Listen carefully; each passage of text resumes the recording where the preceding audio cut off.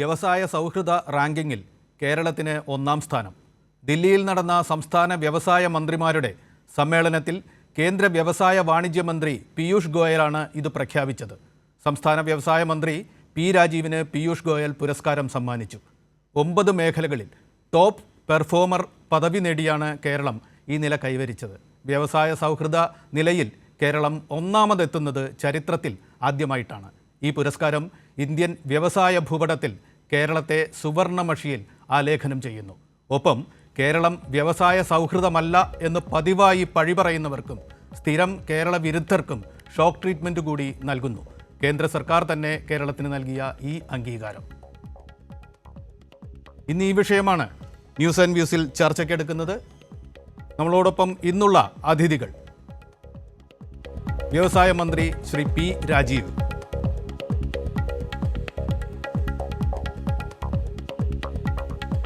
CPIM നേതാവ് advocate KS Arunkumar,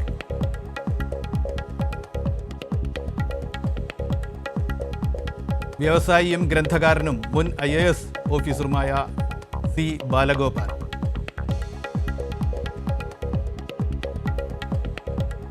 A Nizaruddin, president Kerala state small industries association,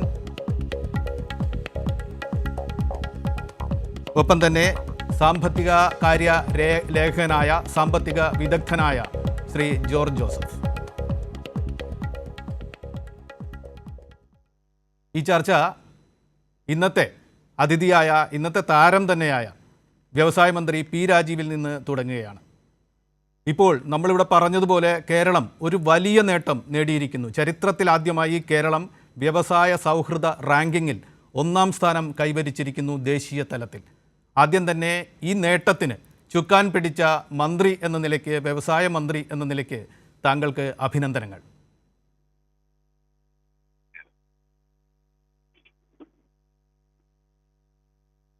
minister, കേൾക്കാമല്ലോ അല്ലേ? Hello, ഇങ്ങോട്ട് കേൾക്കാമോ അല്ലേ? കേൾക്കാം മിനിസ്റ്റർ. Thank you Chandrasekharan. വ്യവസായ സൗഹൃദ റാങ്കിംഗ് എന്ന് പറയുമ്പോൾ തന്നെ ഏതൊരു പ്രേക്ഷകനും മനസ്സിലാക്കും വ്യവസായ സൗഹൃദ നിലയിൽ കേരളം വലിയൊരു നേട്ടം ഉണ്ടാക്കിയിരിക്കുകയാണെന്ന്. എങ്കിലും വ്യവസായ സൗഹൃദ റാങ്കിംഗ് എന്ന് പറയുന്ന ആ സമ്പ്രദായം എന്താണ്? അതിൽ എന്തൊക്കെ മാനദണ്ഡങ്ങൾ വെച്ചിട്ടാണ്? 30ഓളം മാനദണ്ഡങ്ങളുണ്ട്. അത് മുഴുവൻ പട്ടിക നിരത്തണമെന്നല്ല. ഏത് തരത്തിലുള്ള മാനദണ്ഡങ്ങൾ വെച്ചാണ് പ്രധാനമായും ഈ സ്ഥാനം നിർണ്ണയിക്കുന്നത് മിനിസ്റ്റർ? അത് യഥാർത്ഥത്തിൽ നേരത്തെ തന്നെ ഈസ് ഓഫ് ഡൂയിങ് ബിസിനസ് എന്ന നിലയിൽ ലോകബാങ്ക് അവതരിപ്പിച്ചുകൊണ്ടാണ് ഇന്ത്യയിലും ഈ പദ്ധതിക്ക് തുടക്കം കുറിച്ചത്.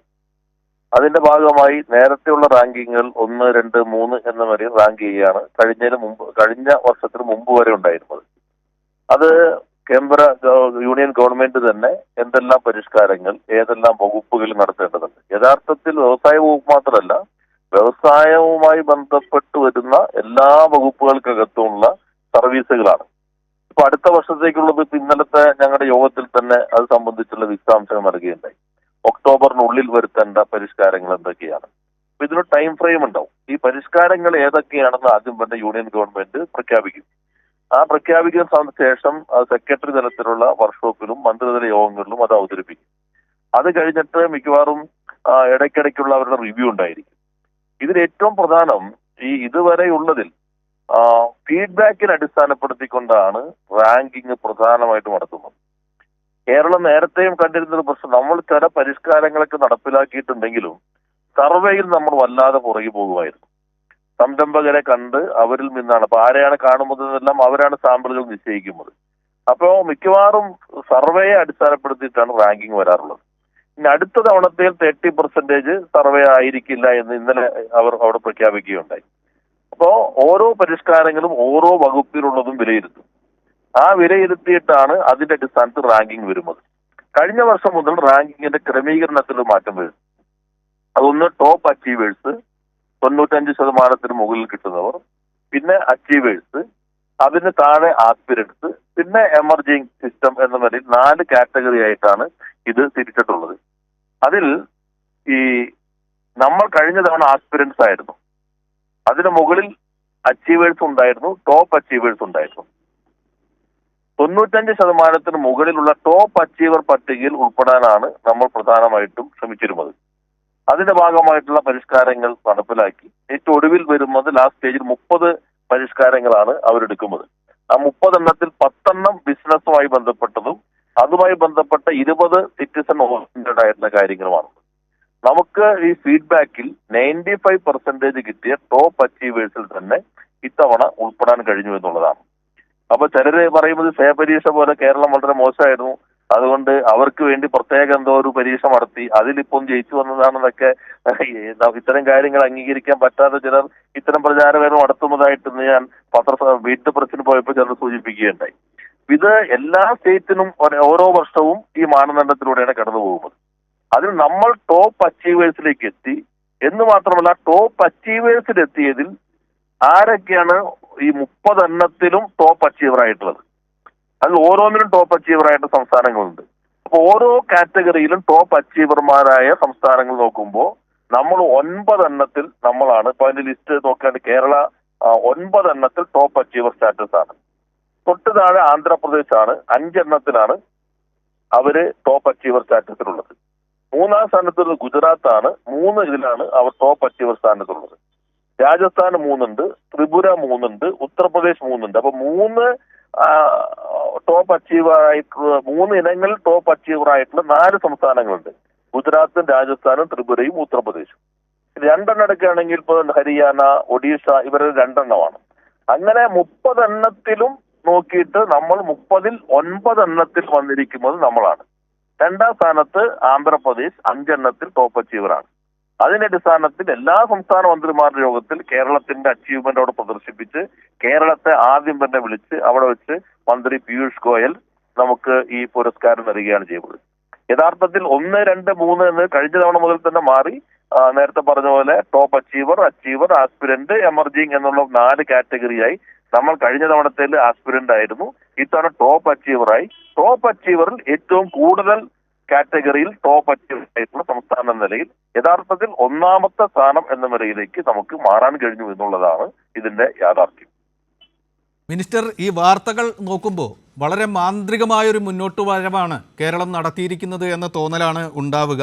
2020-ൽ നമ്മൾ 28-ാം സ്ഥാനത്തായിരുന്നു എന്ന് വാർത്തകളിൽ കാണുന്നു. 21-ൽ 13 സ്റ്റെപ്പ് മുന്നിലേക്ക് വന്ന് നമ്മൾ 15-ാമതെത്തി എന്ന് കാണുന്നു. അതാണിപ്പോൾ ഒറ്റയടിക്ക് 14 സ്റ്റെപ്പ് മുന്നോട്ട് വന്ന് 1-ാം സ്ഥാനം എന്ന നേട്ടം ഉണ്ടാക്കിയത്. ഇതിന് ഒരുപാട് താങ്കൾ പറഞ്ഞതുപോലെ വ്യവസായ വകുപ്പ് മാത്രമല്ല, ബന്ധപ്പെട്ട പല വകുപ്പുകളും ഉദ്യോഗസ്ഥ സംഘവും ചേർന്ന് വലിയ ഒരു ഹോംവർക്ക് നടത്തിയിട്ടുണ്ട് എന്ന് സ്വാഭാവികമായും മനസ്സിലാക്കാം. ഈ മാജിക്കലായിട്ടുള്ള അച്ചീവ്മെൻറ്റിൻ്റെ പിറകിൽ പഞ്ചായത്ത് തോറും എക്സിക്യൂട്ടീവുകളെ വെച്ചു, വ്യവസായ എക്സിക്യൂട്ടീവുകളെ വെച്ചു എന്നത് മുതൽ ഉദ്യോഗസ്ഥർക്കാകെ പുത്തൻ രീതിയിലുള്ള പരിശീലനം അത് സംസ്ഥാനത്തിനകത്തും പുറത്തും നൽകി എന്നതടക്കമുള്ള കാര്യങ്ങൾ ഇതിൻ്റെ പുറകിലുണ്ട് എന്നും വാർത്തകളിൽ കാണുന്നുണ്ട്. എങ്ങനെയായിരുന്നു കേരളത്തിൻ്റെ ഹോംവർക്ക്? ഈ മാന്ത്രികമായ നേട്ടം കൈവരിക്കുന്നതിന് പുറകിൽ കേരളം എന്ത് ചെയ്തു? അതൊന്ന് പറയാമോ? നമ്മളെല്ലാം മന്ത്രിമാർ എന്നവരിൽ നയിക്കുന്നത് പ്രകടന പത്രികയാണ്. പ്രകടന പത്രികയിൽ പറഞ്ഞിരുന്നത് ഈ 2022-ലാകുമ്പോൾ 10-നുള്ളിലേക്ക് എത്താൻ കഴിയണം, 5 വർഷം പൂർത്തീകരിക്കുമ്പോഴേക്കും 1-ാം സ്ഥാനത്തേക്ക് എത്താൻ കഴിയണം എന്നതാണ് പ്രകടന പത്രികയിൽ ജനങ്ങൾക്ക് നൽകിയ വാഗ്ദാനം. അതിനനുസരിച്ചുള്ള പ്രവർത്തന പദ്ധതിയാണ് ഞങ്ങൾ നടപ്പിലാക്കിയത്. മുഖ്യമന്ത്രിയുടെ നേതൃത്വത്തിലുള്ള യോഗങ്ങൾ അതിനാവശ്യമായിട്ട് ദിശാബോധം പകർന്നു. കഴിഞ്ഞ ഗവൺമെന്റ് സമയത്ത് ഇട്ടിട്ടുള്ള അടിത്തറയും ഇതിന് ഊർജം പകർന്നിട്ടുണ്ട്. ഒറ്റയടിക്ക് കഴിഞ്ഞ ഗവൺമെന്റ് കുറെ സ്റ്റെപ്സ് എടുത്തിരുന്നു, ചില നിയമനിർമ്മാണങ്ങൾ നടത്തിയിരുന്നു. അതിന്റെ തുടർച്ചയായിട്ടാണ് ഈ ഗവൺമെന്റ് വരുന്നത്.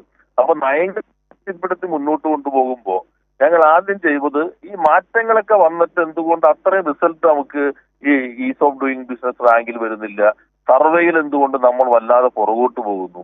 അതുകൊണ്ട് ആദ്യം ഞങ്ങൾ സംഘടനകളുമായിട്ട് ആശയവിനിമയം നടത്തി. നിങ്ങളിപ്പോ ചന്ദ്രശേഖരൻ ഓഫീസിൽ വന്നിട്ടുണ്ടോന്നറിയില്ല, എന്റെ ഓഫീസിൽ ഒരു കൗണ്ട് ഡൗൺ സ്ക്രീനിൽ തന്നെ കൗണ്ട് ഡൗൺ കാണാം. കഴിഞ്ഞ ഇലക്ഷന്റെ നോട്ടിഫിക്കേഷൻ വന്ന തീയതിയെ അടിസ്ഥാനപ്പെടുത്തിയിട്ടാണ് ഇനി എത്ര ദിവസം, എത്ര മണിക്കൂർ, എത്ര മിനിറ്റ്, എത്ര സെക്കൻഡ് എന്നുള്ളത് കൗണ്ട് ഡൗൺ ഒരു വലിയ സ്ക്രീനിൽ തന്നെ പ്രദർശിപ്പിക്കുന്നുണ്ട്. അപ്പൊ അതിനടിസ്ഥാനപ്പെടുത്തിയാണ് ഞങ്ങൾ ഒരു റോഡ് മാപ്പ് തയ്യാറാക്കിയിട്ടുള്ളത്. ആദ്യം തന്നെ ഞങ്ങൾ പ്രധാനപ്പെട്ട സംഘടനകൾ, ഇപ്പോ small scale industries association, FICCI, CII, ASSOCHAM അവരെല്ലാം വിളിച്ചു. നിങ്ങൾ ഗവൺമെന്റിൽ നിന്ന് എന്താണ് പ്രതീക്ഷിക്കുന്നത്? കൂടുതൽ നിക്ഷേപം വരാന്, കൂടുതൽ തൊഴിലവസരം സൃഷ്ടിക്കാനും. അതിനുശേഷം അവരുടെ അഭിപ്രായങ്ങൾ കേട്ടു. പിന്നെ എല്ലാ ജില്ലയിലും പോയി ഞങ്ങൾ മീറ്റ് ദ മിനിസ്റ്റർ എന്ന പ്രോഗ്രാമിലൂടെ ഏകദേശം ഒരു 10,000-ഓളം സംരംഭകർ നേരിട്ട് കേട്ടു. പ്രായോഗികമായ പ്രശ്നങ്ങൾ മനസ്സിലാക്കി. അതിന്റെ അടിസ്ഥാനത്തിൽ ചില നിയമനിർമ്മാണങ്ങൾ കൊണ്ടുവന്നു. ചട്ടങ്ങൾക്കകത്ത് മാറ്റം വരുത്തി. സർക്കാർ ഉത്തരവുകൾ ഇറക്കി. എല്ലാ വകുപ്പുകളുടെയും ഏകോപനം നടത്തി. National law university vice chancellor അധ്യക്ഷൽ കമ്മിറ്റി രൂപീകരിച്ചു നിയമങ്ങളും ചട്ടങ്ങളും പരിഷ്കരിക്കാൻ. അതിന്റെ അടിസ്ഥാനത്തിൽ എല്ലാ വകുപ്പുകളുടെയും അതിന്റെ ശുപാർശകൾ നടപ്പിലാക്കാനുള്ള സംവിധാനം ഏർപ്പെടുത്തി. എല്ലായിടത്തും ഡിജിറ്റലൈസേഷൻ കൊണ്ടുവരാൻ ശ്രമിച്ചു.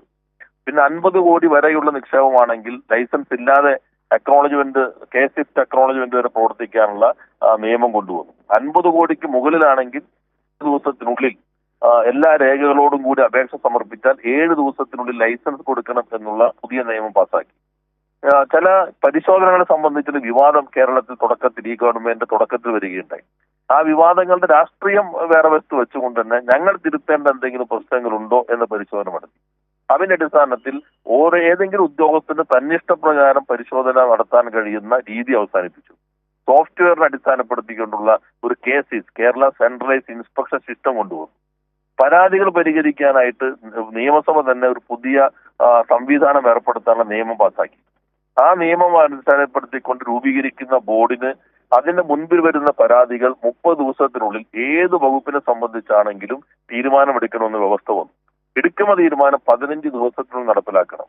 ഏതെങ്കിലും ഉദ്യോഗസ്ഥൻ അതിനകത്ത് വീഴ്ച വരുത്തി കഴിഞ്ഞാൽ ആ ഉദ്യോഗസ്ഥന് 10,000 രൂപ വരെ ഫൈൻ ഈടാക്കാനും അച്ചടക്ക നടപടി ശുപാർശ ചെയ്യാനുമുള്ള ഒരു വ്യവസ്ഥ കൂടി ആ നിയമത്തിനകത്ത് ഉൾപ്പെടുത്തി. അപ്പൊ അങ്ങനെ സംരംഭകരിൽ നിന്ന് വന്ന അഭിപ്രായങ്ങൾ പരിഗണിച്ചുകൊണ്ട് ആവശ്യമായിട്ടുള്ള മാറ്റങ്ങൾ വരും.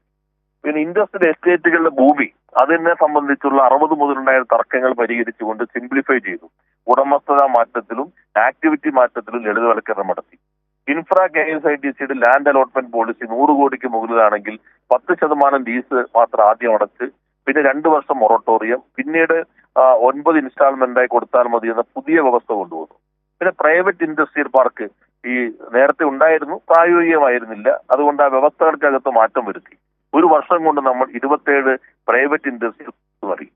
അതോടൊപ്പം തന്നെ നേരത്തെ ചന്ദ്രശേഖരൻ സൂചിപ്പിച്ചതുപോലെ ഇയർ ഓഫ് എന്റർപ്രൈസസിന്റെ ഭാഗമായി എല്ലാ പഞ്ചായത്തിലും ഒരു എക്സിക്യൂട്ടീവ്, മുനിസിപ്പൽ കോർപ്പറേഷനിൽ 20 വാർഡിന് ഒരാൾ എന്ന നിലയിലുള്ള ഒരു സംവിധാനം ഏകോപിപ്പിച്ചു. താലൂക്ക് വ്യവസായ ഓഫീസുകളെ ഫെസിലിറ്റേഷൻ സെന്ററുകളാക്കി മാറ്റി. നമ്മുടെ മുതിർന്ന ഉദ്യോഗസ്ഥർ കോഴിക്കോട് IIM-ൽ റെസിഡൻഷ്യൽ ട്രെയിനിങ് നൽകി. അതോടൊപ്പം തന്നെ മറ്റു ഉദ്യോഗസ്ഥർക്ക് അഹമ്മദാബാദ് ഓണ്ടർപ്രണർ ഡെവലപ്മെന്റ് ഇൻസ്റ്റിറ്റ്യൂട്ടിൽ ട്രെയിനിങ് നൽകി. നമ്മുടെ ഇന്ത്യൻസ് എക്സിക്യൂട്ടീവ് അവർക്ക് ഡിജിറ്റൽ യൂണിവേഴ്സിറ്റിയിൽ പ്രത്യേകമായിട്ടുള്ള കോഴ്സിൽ അവരെ പരിശീലിപ്പിച്ചു. അങ്ങനെ എല്ലാ തയ്യാറെടുപ്പുകളും നടത്തി.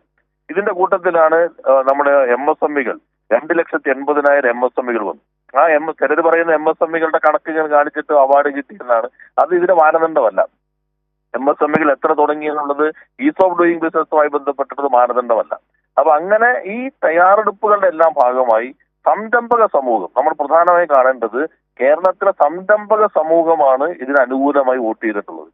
അവരുടെ സർവേയിൽ അവർ പ്രകടിപ്പിച്ച ആ അഭിപ്രായത്തെ അടിസ്ഥാനപ്പെടുത്തിയിട്ടാണ് നമുക്ക് 95% മുകളിലേക്കുള്ള സ്കോർ ലഭിച്ചിട്ടുള്ളതും നമ്മൾ ടോപ്പ് അച്ചീവറായി മാറിയിട്ടുള്ളതും അവരുടെ പ്രതികരണത്തിന്റെ കൂടി അടിസ്ഥാനപ്പെടുത്തിക്കൊണ്ടാണ്. അപ്പൊ അതൊരു കളക്റ്റീവ് വർക്കാണ്. മുഖ്യമന്ത്രിയുടെ നേതൃത്വത്തിലുള്ള മന്ത്രിസഭ, ചീഫ് സെക്രട്ടറി നേതൃത്വത്തിലുള്ള ഉദ്യോഗസ്ഥന്മാർ, പിന്നെ വ്യവസായ വകുപ്പ് പ്രത്യേകിച്ച് നമ്മുടെ ടീം തുടർച്ചയായി നടത്തിയ പ്രവർത്തനം, ഒപ്പം സംരംഭക സമൂഹം, അവരെല്ലാവരും ചേർന്നുള്ള പ്രവർത്തനത്തിന്റെ ഒരു കളക്റ്റീവ് വർക്കിന്റെ, ടീം വർക്കിന്റെ റിസൾട്ടാണ് വന്നിട്ടുള്ളത്. അതിൻ്റെ പെട്ടെന്നുള്ള ഫലമായി ഇത്തരത്തിലൊരു നേട്ടം നമ്മൾ കൈവരിച്ചു. പക്ഷേ മിനിസ്റ്റർ, താങ്കൾക്ക് അറിയാം, നമുക്ക് എല്ലാവർക്കും അറിയാം, കേരളത്തെക്കുറിച്ചൊരു കെട്ടുകഥ നിലവിലുണ്ട്. അത് കേരളം വ്യവസായ സൗഹൃദ സംസ്ഥാനമല്ല എന്നതാണ്. ഒപ്പം തന്നെ ഇത് സമരങ്ങളുടെ സ്ഥലമാണ്, ഇത് യൂണിയനുകളുടെ സ്ഥലമാണ്. പല ജനപ്രിയ സിനിമകൾ പോലും ഊട്ടി ഉറപ്പിച്ചിരിക്കുന്ന ഒരു പൊതുബോധമാണ് അത്. സംരംഭക സമൂഹത്തിന് മറിച്ചൊരഭിപ്രായം ഉണ്ടായിട്ടുണ്ട് എന്നത് ഇതിൽ പ്രതിഫലിക്കുന്നു. പക്ഷേ പൊതുമണ്ഡലത്തിൽ കേരളത്തെക്കുറിച്ചുള്ള ഈ മിഥ്യ, ഇത് തകർന്നു വീഴാൻ മാത്രം ശക്തമാണ് ഈ അവാർഡ് എന്ന് താങ്കൾ കരുതുന്നുണ്ടോ? കേരളത്തോട് ഈ അവാർഡ് മുൻനിർത്തി, ഈ കെട്ടുകഥ മുൻനിർത്തി എന്താണ് ഇപ്പോൾ പറയാനുള്ളത് മിനിസ്റ്റർ? ഇതോടുകൂടി നമ്മുടെ ദൗത്യം പൂർത്തീകരിച്ചു എന്നേ കാണാൻ പാടില്ല. യഥാർത്ഥത്തിൽ ഞങ്ങൾ ഒന്നിലേക്ക് എത്താനുള്ള നല്ല ശ്രമം ഉണ്ടായിരുന്നെങ്കിലും മറ്റ് സംസ്ഥാനങ്ങളും വളരെ ശക്തമാണല്ലോ. അതുകൊണ്ട് എത്രമാത്രം നമ്മൾ എത്തുമെന്ന് ഞങ്ങൾ ഉറപ്പിച്ചല്ല നിന്നിരുന്നത്. നമ്മുടെ ശ്രമമെല്ലാം നടത്തിയിരുന്നു. പക്ഷേ റാങ്കിങ് വരുന്നത് ടോപ്പ് മറ്റ് സംസ്ഥാനങ്ങളൊക്കെ താരതമ്യം ചെയ്തുകൊണ്ടാണ്. നമ്മളിപ്പോൾ അതിൽ മുന്നോട്ട് വന്നിരിക്കുന്നു. ഇനി ഇത് നിലനിർത്തുക പ്രധാനമാണ്. ഒപ്പം തന്നെ ഈ നമുക്ക് കിട്ടിയ മികവ്, ആ മികവിനെ ഉപയോഗിച്ചുകൊണ്ട് നമുക്ക് എത്രമാത്രം ഇൻവെസ്റ്റ്മെന്റ് കൊണ്ടുവരാൻ കഴിയും, എത്രമാത്രം നിക്ഷേപം കൊണ്ടുവരാൻ കഴിയും. ഞങ്ങൾ ആദ്യം തന്നെ തീരുമാനിച്ചിരുന്നത് ഒരു ഗ്ലോബൽ ഇൻവെസ്റ്റേഴ്സ് മീറ്റ് എടുത്തുചാടി നടത്തേണ്ടതില്ല. ഒരു 3 വർഷം കഴിഞ്ഞിട്ട് മതി അത്തരത്തിൽ പരിപാടി. അതിന് മുൻപുള്ള എല്ലാ തയ്യാറെടുപ്പുകളും നമ്മൾ നടത്തണം. നേരത്തെ പറഞ്ഞ തയ്യാറെടുപ്പുകൾ. ഇതുകൂടാതെ നമ്മുടെ പോളിസി വന്നു, industrial policy, nature people industry, ആ പോളിസി വന്നു. അതിന്റെ തുടർച്ചയായിട്ട് ലോജിസ്റ്റിക് പോളിസി വന്നു. ഇനി മറ്റു പോളിസികൾ കൂടി, സബ് പോളിസി വരുന്നു, ഫ്രെയിം വർക്ക് വരുന്നു. നമ്മുടെ കോൺക്ലേവ് കഴിഞ്ഞു, ജനറേറ്റീവ് AI കോൺക്ലേവ്, റോബോട്ടിക്സിന്റെ റൗണ്ട് ടേബിൾ കഴിഞ്ഞു, ഫുഡ് പ്രോസസിംഗ് ഇൻഡസ്ട്രീസിന്റെ റൗണ്ട് ടേബിൾ കഴിഞ്ഞു, മാരിടൈം ലോജിസ്റ്റിക് പാർക്കിന്റെ റൗണ്ട് ടേബിൾ കഴിഞ്ഞു. ഇനി ഇപ്പോൾ തിരുവനന്തപുരത്ത് തന്നെ ലൈഫ് സയൻസിന്റെ റൗണ്ട് ടേബിൾ വരുന്നുണ്ട്. അങ്ങനെ 12 റൗണ്ട് ടേബിളുകൾ. ചെന്നൈയിൽ നമ്മുടെ റോഡ് ഷോ കഴിഞ്ഞു. ഇനിയിപ്പോ ബാംഗ്ലൂർ 19 റോഡ് ഷോ ഉണ്ട്. ഡൽഹി, മുംബൈ കഴിഞ്ഞാൽ, വിദേശത്ത് കൂടി കഴിഞ്ഞാൽ ഫെബ്രുവരി 21, 22 നമ്മുടെ നിക്ഷേപ സംഗമമാണ്. അപ്പൊ അതിൽ പൊതുബോധത്തിലേക്ക് കൂടി കുറെ വരണം. അതിൽ പ്രധാനപ്പെട്ട ഇപ്പൊ ഇവിടെ പെട്ടിക്കടയുള്ളൂ, ഇവിടെ അല്ലെങ്കിൽ ബാർബർ ഷാപ്പുള്ളൂ, ഇത് രജിസ്റ്റർ ചെയ്തിട്ടാണ് പുതിയ സംരംഭം വന്നത് എന്നൊക്കെ പറയുന്ന പല പ്രചാരകരെ നേരത്തെ വന്നിരുന്നു.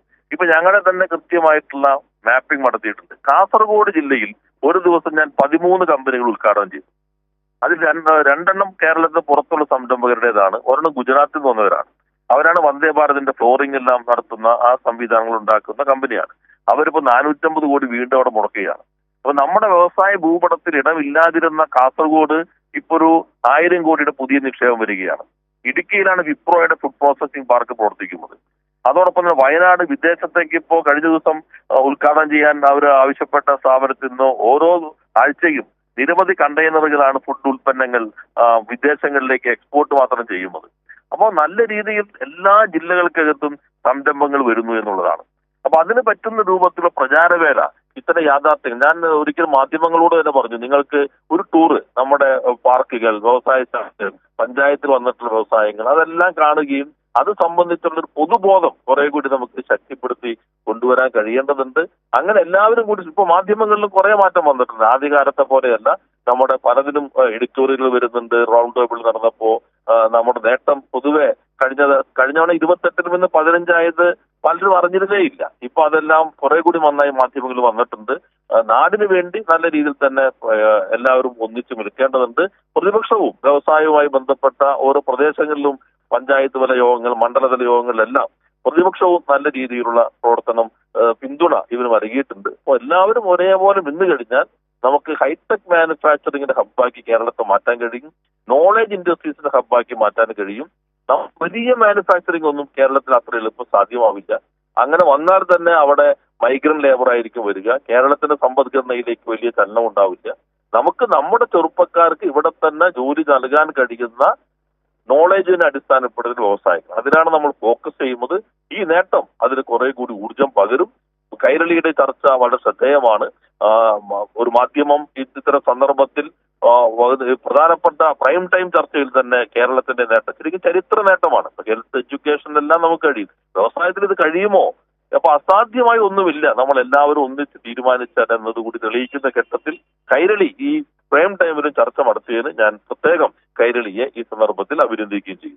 മിനിസ്റ്റർ തിരക്കിലാണ് എന്നറിയാം. ഒരു പൊതുപരിപാടിക്കിടയിലാണ്, ടെലിഫോണിലാണെങ്കിൽ പോലും ഈ പരിപാടിയിലേക്ക് വന്നത്. അതുതന്നെ ഈ പരിപാടിക്കുള്ള ഒരു അംഗീകാരമാണ്. ഒരു ചോദ്യം കൂടി ചോദിക്കട്ടെ. മുൻ വ്യവസായ മന്ത്രിയായ ശ്രീ PK കുഞ്ഞാലിക്കുട്ടി അദ്ദേഹം ഒരു അഭിപ്രായം പറഞ്ഞിട്ടുണ്ട്. ഇത് മുൻ സർക്കാർ, കഴിഞ്ഞ സർക്കാരല്ല, മുൻ UDF സർക്കാർ കൂടി ഇട്ട ഒരു അടിത്തറയ്ക്ക് മേൽ അതിൻ്റെ ഒരു തുടർനേട്ടം എന്ന നിലയ്ക്കാണ് കേരളത്തിന് ഇത് അച്ചീവ് ചെയ്യാൻ കഴിഞ്ഞത് എന്നൊരു അഭിപ്രായം അദ്ദേഹം പറഞ്ഞു. താങ്കൾ പറഞ്ഞു പ്രതിപക്ഷം പ്രാദേശിക തലത്തിലൊക്കെ സഹകരിക്കുന്നുണ്ട്.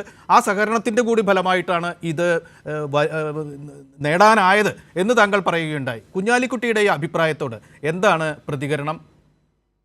അദ്ദേഹം പറഞ്ഞ വളരെ ഇതിനെ അംഗീകരിച്ചുള്ള അഭിപ്രായമാണല്ലോ അദ്ദേഹം പറഞ്ഞിട്ടുള്ളത്. വളരെ പോസിറ്റീവായിട്ടുള്ള അഭിപ്രായമാണ്. നമ്മളിപ്പോ ഏതെങ്കിലും ഇന്നത്തെ മാത്രം ഒരു അവകാശം അല്ല, നമ്മളൊരു തുടർച്ചയുടെ ഭാഗമായി തന്നെയാണ്. എന്നാൽ ഒരു പ്രിസംഷൻ ഉണ്ടായിരുന്നു. ആ പ്രിസംഷൻ കളയുക എന്നാണ് പ്രധാനം.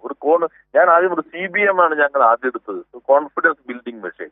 അതിലേക്ക് എത്തുക, സംരംഭക സമൂഹത്തെ ആ ആത്മവിശ്വാസത്തിലേക്ക് എത്തിക്കുക, അതിനാവശ്യമായിട്ടുള്ള മാറ്റങ്ങൾ വരുത്തുക. അതിൽ ഞങ്ങൾ 24/7 എന്ന നിലയിൽ ഈ ഗവൺമെന്റ് പ്രവർത്തിച്ചു. മറ്റെല്ലാ ഗവൺമെന്റുകളും ഏറ്റക്കുറച്ചിലുകളോട് തന്നെ സംഭാവന ചെയ്തിട്ടുണ്ട്. ആ അവരുടെ എല്ലാവരുടെയും നമ്മുടെ നാടിന് മൊത്തം അവകാശപ്പെട്ടതാണ്, അല്ലാതെ ഏതെങ്കിലും വകുപ്പിന് ഏതെങ്കിലും ഗവൺമെന്റിന് മാത്രമല്ല, നമ്മുടെ നാടിനാകെ അവകാശപ്പെട്ടതാണ്. അതേപോലെ തന്നെ നാട് ഒന്നിച്ച് മുന്നോട്ട് പോയി കഴിഞ്ഞാൽ നമുക്ക് ഇനിയും വലിയ കുതിച്ചാട്ടം ഉണ്ടാക്കാൻ കഴിയും എന്നാണ് കണക്കാക്കുന്നത്. വളരെയധികം നന്ദി മിനിസ്റ്റർ. താങ്കളുടെ ഈ തിരക്കുള്ള ദിവസം ഈ ഒരു പരിപാടിക്ക് ഒരു പൊതുപരിപാടിയിൽ നിന്ന് ഇറങ്ങി നിന്ന് ഇതിൽ സംസാരിച്ചതിന് വളരെയധികം നന്ദി. വീണ്ടും കാണാം. മിനിസ്റ്റർ നമ്മൾ പറഞ്ഞതുപോലെ ഒരു പൊതുപരിപാടിയിൽ നിന്ന് ഇടയ്ക്ക് നിന്നാണ് സംസാരിച്ചത്. മറ്റുള്ള അതിഥികൾ തുടരുന്നുണ്ട്. അവരോടെല്ലാം ഞാൻ ഫോർമലായിട്ട് മിനിസ്റ്റർ ഇങ്ങനെ ഒരു തിരക്കിലായതുകൊണ്ട് ഈ 20 മിനിറ്റോളം മിനിസ്റ്റർക്ക് ആദ്യം നൽകിയത് അതുകൊണ്ടാണ് എന്ന് പറഞ്ഞുകൊണ്ട് ക്ഷമാപണ രൂപത്തിൽ അത് പറഞ്ഞുകൊണ്ട് ആരംഭിക്കട്ടെ. നമ്മളോടൊപ്പം ഉള്ള സി ബാലഗോപാൽ ഇപ്പോൾ ഉണ്ട്. ഞാൻ നേരത്തെ പറഞ്ഞതുപോലെ അദ്ദേഹം IAS വിട്ട് വ്യവസായിയായ ഒരാളാണ്. വളരെ അത്ഭുതകരമായ രീതിയിൽ അദ്ദേഹം വ്യവസായത്തിൽ റിസൾട്ട് ഉണ്ടാക്കി. ഒപ്പം തന്നെ കേരളത്തിൽ നമ്മൾ നേരത്തെ പറഞ്ഞ ആ കെട്ടുകഥ തകർക്കുന്ന തരത്തിൽ തൻ്റെ അനുഭവങ്ങൾ വെച്ച് അദ്ദേഹം എഴുതാൻ കൂടി തയ്യാറായ ഒരു മനുഷ്യനാണ്. ഒരുപക്ഷെ കേരളത്തിന് ഇങ്ങനെ കേരളത്തിൽ ഒരു ശക്തി നിലീനമായി കിടക്കുന്നുണ്ട്, ഇന്നല്ലെങ്കിൽ നാളെ കേരളം അത് തെളിയിക്കും എന്നൊരു പ്രവാചക സൂചന കൂടി അദ്ദേഹത്തിൻ്റെ എഴുത്തിലുണ്ടായിരുന്നു എന്ന് ഇന്ന് രാത്രി നോക്കുമ്പോൾ എനിക്ക് പറയാൻ കഴിയും. സി ബാലഗോപാൽ, ഇങ്ങനെ ഒരു നേട്ടം കേരളത്തിൽ ഉണ്ടാവുമ്പോൾ താങ്കൾ അതിനെ എങ്ങനെ വിലയിരുത്തുന്നു? എന്താണ് താങ്കൾക്ക് ഈ രാത്രി ഇതിനോട് കൂട്ടിച്ചേർത്ത് പറയാനുള്ളത്?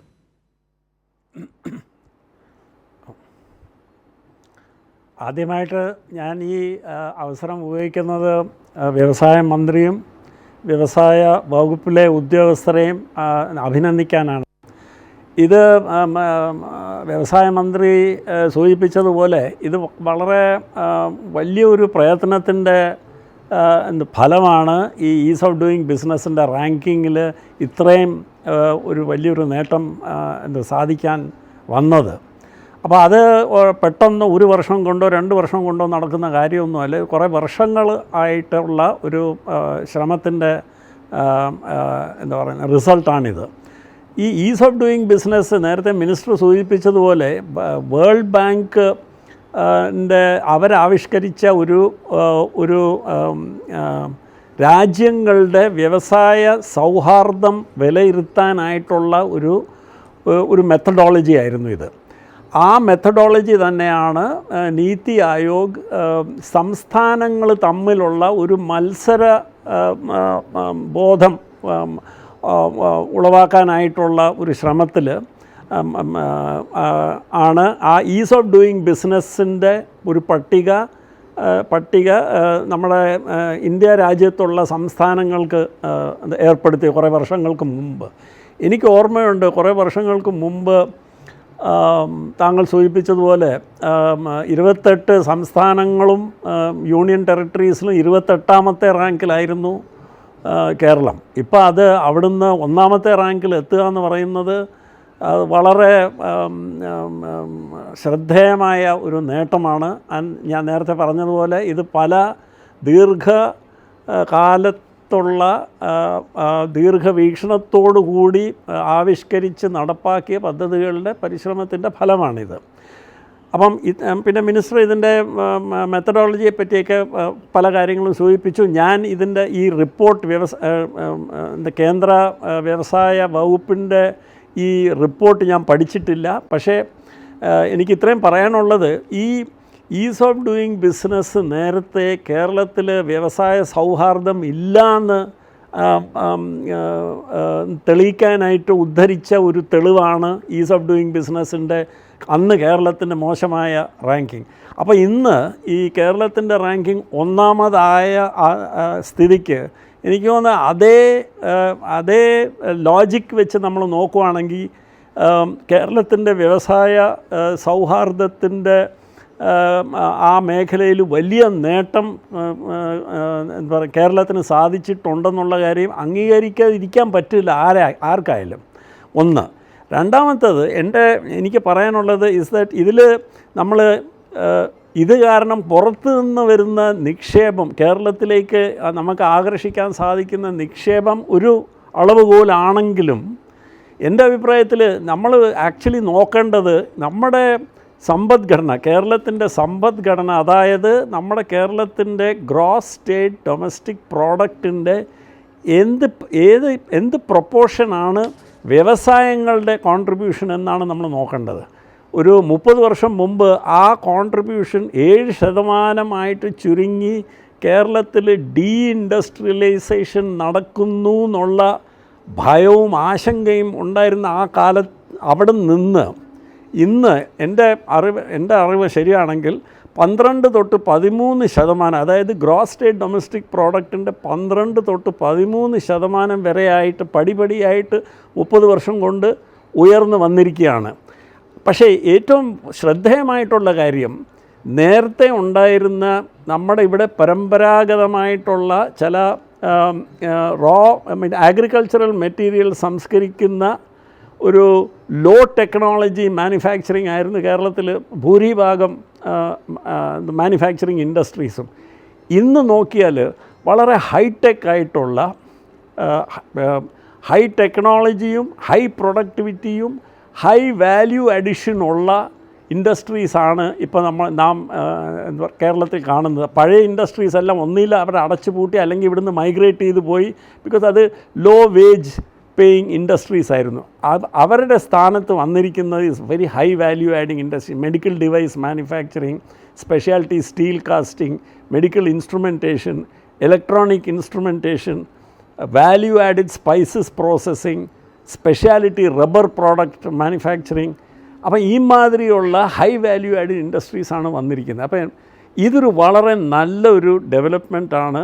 ആൻഡ് ഈ വ്യവസായ സൗഹാർദ്ദത്തിൽ ആ പട്ടികയിൽ കേരളത്തിന് ഇത്രയും വലിയൊരു നേട്ടം, 1ാമത് സ്ഥാനത്ത് എത്താൻ സാധിക്കുന്നത് എൻ്റെ അഭിപ്രായത്തിൽ ഇനി അടുത്ത ഒരു 10-20 വർഷത്തേക്ക് കേരളത്തിൻ്റെ വ്യവസായ മേഖല കാണാൻ പോകും നല്ലൊരു ഭാവി കേരളത്തിലെ വ്യവസായ മേഖലയ്ക്കുണ്ട്.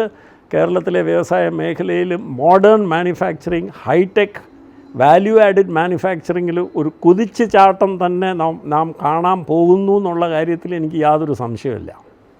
ശ്രീ ബാലഗോപാൽ, ബന്ധപ്പെട്ട ആളുകൾക്കൊക്കെ വളരെ ആവേശം പകരുന്ന വാക്കുകളാണ് താങ്കൾ നൽകിയത്.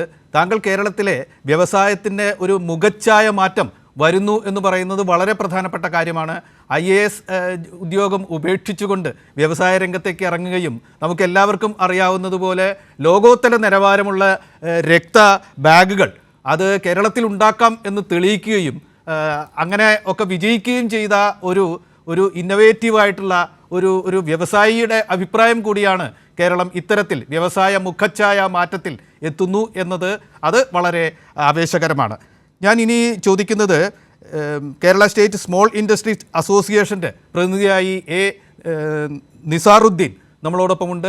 നിസാറുദ്ദീൻ, ഇത് ഈ സംരംഭക വർഷം പോലെയുള്ള ആസൂത്രിതമായ ഒരു പരിപാടികളിലൂടെ രംഗത്ത് വന്ന ചെറുകിട വ്യവസായികളുടെ കൂടി ഒരു നേട്ടമായിട്ട് ഇപ്പോൾ കാണാൻ കഴിയുമോ?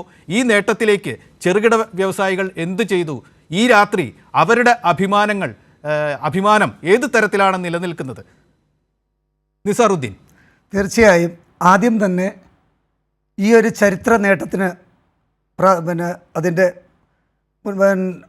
മുൻഗണനയോടുകൂടി അതിൻ്റെ ധാർമ്മിക ഉത്തരവാദിത്വം ഏറ്റെടുത്തുകൊണ്ട് ഭംഗിയായി ഉത്തരവാദിത്വം നിർവഹിച്ച ബഹുമാനപ്പെട്ട വ്യവസായ വകുപ്പ് മന്ത്രി, അതിനോടൊപ്പം തന്നെ പ്രിൻസിപ്പൽ സെക്രട്ടറി, വ്യവസായ ഡയറക്ടറും KSIDC ഡയറക്ടറും ഹരീഷോർ സാർ ഉൾപ്പെടെയുള്ള 14 ജില്ലാ വ്യവസായ കേന്ദ്രം, 59 താലൂക്ക് വ്യവസായ കേന്ദ്രങ്ങൾ, 181ഓളം വരുന്ന വ്യവസായ വികസന ഓഫീസർമാരും 1134ഓളം വരുന്ന EDs എൻ്റർപ്രണർ ഡെവലപ്മെൻറ്റ് എക്സിക്യൂട്ടീവ് ഉൾപ്പെടെയുള്ള വ്യവസായ വകുപ്പിലെ ഉന്നത ഉദ്യോഗസ്ഥർക്ക് ആദ്യം തന്നെ ഈ അച്ചീവ്മെൻറ്റിന് ആദ്യം തന്നെ കേരള സംസ്ഥാന ചെറുകിട വ്യവസായ അസോസിയേഷൻ്റെ അഭിനന്ദനം അറിയിക്കുകയാണ്. ഇതിനൊരു മാറ്റത്തിന് തുടക്കം കുറിച്ചത് ഈ കേരളം പോലുള്ള ഭൂമിക്ക് ദൗർലഭ്യമുള്ള MSME മാത്രം ഫോക്കസ് ചെയ്താൽ മാത്രമേ നേട്ടം കഴിക്കാൻ പറ്റൂ എന്നുള്ള തിരിച്ചറിവ് നമ്മുടെ ബഹുമാനപ്പെട്ട മന്ത്രിക്കും വ്യവസായത്തിനും ഉണ്ടായി. അതിൻ്റെ ഭാഗമായിട്ട് നമ്മുടെ വ്യവസായികൾക്ക് തുടങ്ങാൻ ആവശ്യമായ നടപടിക്രമങ്ങൾ ലഘൂകരിച്ചുകൊണ്ട് 7 ആക്റ്റുകളും 10 റൂളുകളും ഭേദഗതി ചെയ്തു. ആ ഭേദഗതി ചെയ്തുകൊണ്ട് ലൈസൻസിങ് സിംപ്ലിഫൈ ചെയ്തു. അതിൻ്റെ ഭാഗമായി നിലവിലുള്ള വ്യവസായികൾക്ക് 5 വർഷത്തേക്ക് ലൈസൻസിങ് ഏർപ്പെടുത്തുകയുണ്ടായി. അതേപോലെ 50 കോടി രൂപയിൽ താഴെ വരുന്ന കേസെറ്റ് അക്നോളജ്മെൻറ്റ് താൽക്കാലിക ബിൽഡിംഗ് നമ്പരോട് കൂടി നൽകുന്ന രീതിയിൽ ചെയ്യാൻ പറ്റുന്നു. 50 കോടിക്ക് മുകളിൽ വരുന്ന യൂണിറ്റുകൾക്ക് കോമ്പോസിറ്റ് ലൈസൻസ് നൽകുന്നു.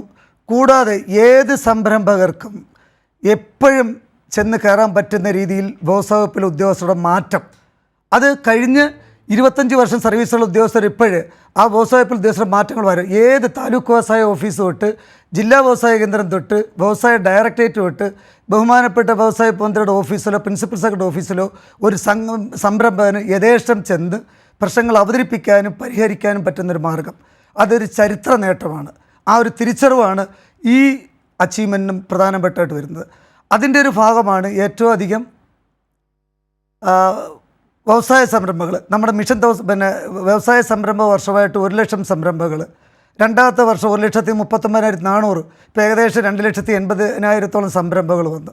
അതിൽ ഏകദേശം 50,000-ഓളം മാനുഫാക്ചറിങ് യൂണിറ്റാണ്. ഞാൻ മാനുഫാക്ചറിങ് യൂണിറ്റ് പ്രതികരിക്കുന്ന സംസ്ഥാന പ്രസിഡൻ്റാണ്.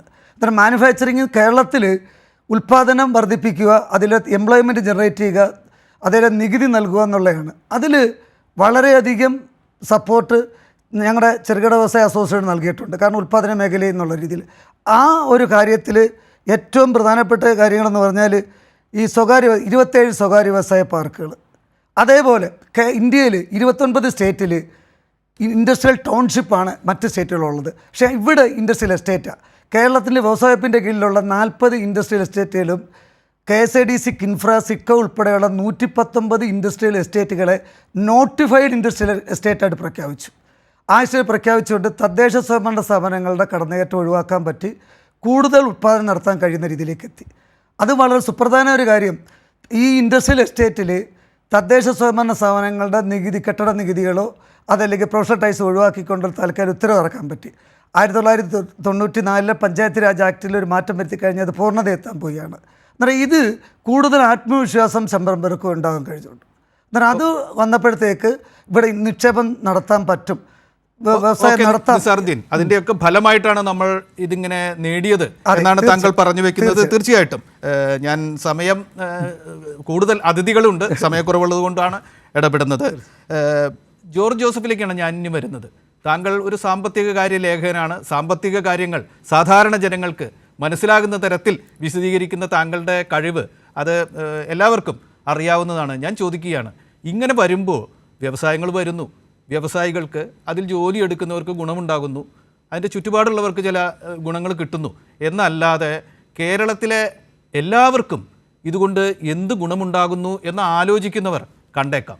ഞാൻ ചോദിക്കുകയാണ്, ഈയൊരു പുരസ്കാര ലബ്ധി നമ്മളുടെ സാമ്പത്തിക മണ്ഡലത്തിന്, നമ്മുടെ ഇക്കോണമിക്ക് എന്തുമാത്രം ആത്മവിശ്വാസം പകരുന്നതാണ്? ഇത് കേരളത്തിൻ്റെ സമ്പദ്ഘടനയെ എങ്ങനെ സ്വാധീനിക്കും എന്നാണ് താങ്കൾ ഇപ്പോൾ കരുതുന്നത്?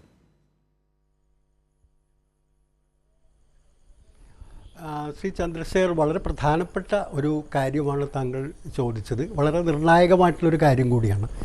ഈ ഒരു നേട്ടം എന്ന് പറയുന്നത് കേരളത്തെ ഈ നേട്ടം കൊണ്ട് ദേശീയ തലത്തിലും അതുപോലെ തന്നെ അന്താരാഷ്ട്ര തലത്തിലും കേരളത്തിനെ ഒരു ഡെസ്റ്റിനേഷനായിട്ട് ഏതെങ്കിലും വ്യവസായങ്ങളോ അത്തരത്തിലുള്ള യൂണിറ്റുകൾ തുടങ്ങാനോ പര്യാപ്തമായ അനുയോജ്യമായ സ്ഥലം എന്നുള്ളൊരു ഡെസ്റ്റിനേഷൻ ആയി കേരളത്തെ കാണുന്നതിനുള്ളൊരു അവസരം സൃഷ്ടിക്കുകയാണ്. നേരത്തെ ചന്ദ്രശേഖരൻ സൂചിപ്പിച്ചതുപോലെ തന്നെ കേരളത്തെ ഇതപര്യന്തം ചില കെട്ടുകഥകൾ മെനഞ്ഞ് കുറേയൊക്കെ ചില വൈരനിര്യാതന ബുദ്ധിയോടുകൂടി തന്നെ ഇങ്ങനെ കേരളത്തിലെ വലിയ പ്രശ്നമാണ് കൊടി പിടിക്കലാണ്, എന്ത് തുടങ്ങിയാലും ഉടനെ തന്നെ അവിടെ കൊടി വരും, അങ്ങനെയാണ് CITUവിൻ്റെ ഭയങ്കര ആ രീതിയിലുള്ള ഒരു വലിയ വല്ലാത്തൊരു കഥ ചമയൽ ഇവിടെ നടന്നിരുന്നു. അത് എൻ്റെ അനുഭവത്തിൽ, പത്രപ്രവർത്തന ജീവിതത്തിലെ എൻ്റെ അനുഭവത്തിൽ ഈ സംഭവങ്ങൾ വളരെ വളരെ അസ്ഥാനത്തായിരുന്നു എന്നുള്ളത് ഉറച്ച ബോധ്യമുള്ള ഒരാളാണ് ഞാൻ. കാരണം കഴിഞ്ഞ 10-15 വർഷത്തിനിടയിൽ നമുക്ക് കേരളത്തിലൊരു വ്യവസായ യൂണിറ്റിൽ ഒരു അടച്ചിട്ട് കൊണ്ടുപോകുന്ന ഒരു സമരം എന്ന് പറയുന്നത് കാണാൻ എൻ്റെ ഓർമ്മയിലില്ല. വളരെ വിരളമായിട്ടുള്ളൊരു കാര്യമാണ്. ആ തരത്തിലുള്ളൊരു വലിയ മാറ്റം കേരളത്തിൽ നടന്ന ഒരു കാലഘട്ടത്തിലൂടെയാണ് നമ്മൾ കടന്നുപോയത്. അതുകൊണ്ടൊരു ഡെസ്റ്റിനേഷൻ ബേസ്ഡായിട്ട് ഒരു വലിയൊരു സെൻറ്റർ എന്നുള്ള രീതിയിലേക്ക് കേരളത്തിന് വലിയ മാറ്റം വരികയാണ്. ഒപ്പം വളരെ പ്രധാനപ്പെട്ടൊരു കാര്യം, ഇപ്പോൾ കേരളത്തെ പല അന്താരാഷ്ട്ര കമ്പനികളും IBM പോലുള്ള കമ്പനികൾ, അതുപോലെ തന്നെ വിദേശത്തു നിന്നുള്ള നിസാൻ പോലുള്ള കമ്പനികൾ, ഇവരൊക്കെ ഒക്കെ കേരളത്തിലേക്ക് ഉറ്റുനോക്കിക്കൊണ്ടിരിക്കുകയാണ്.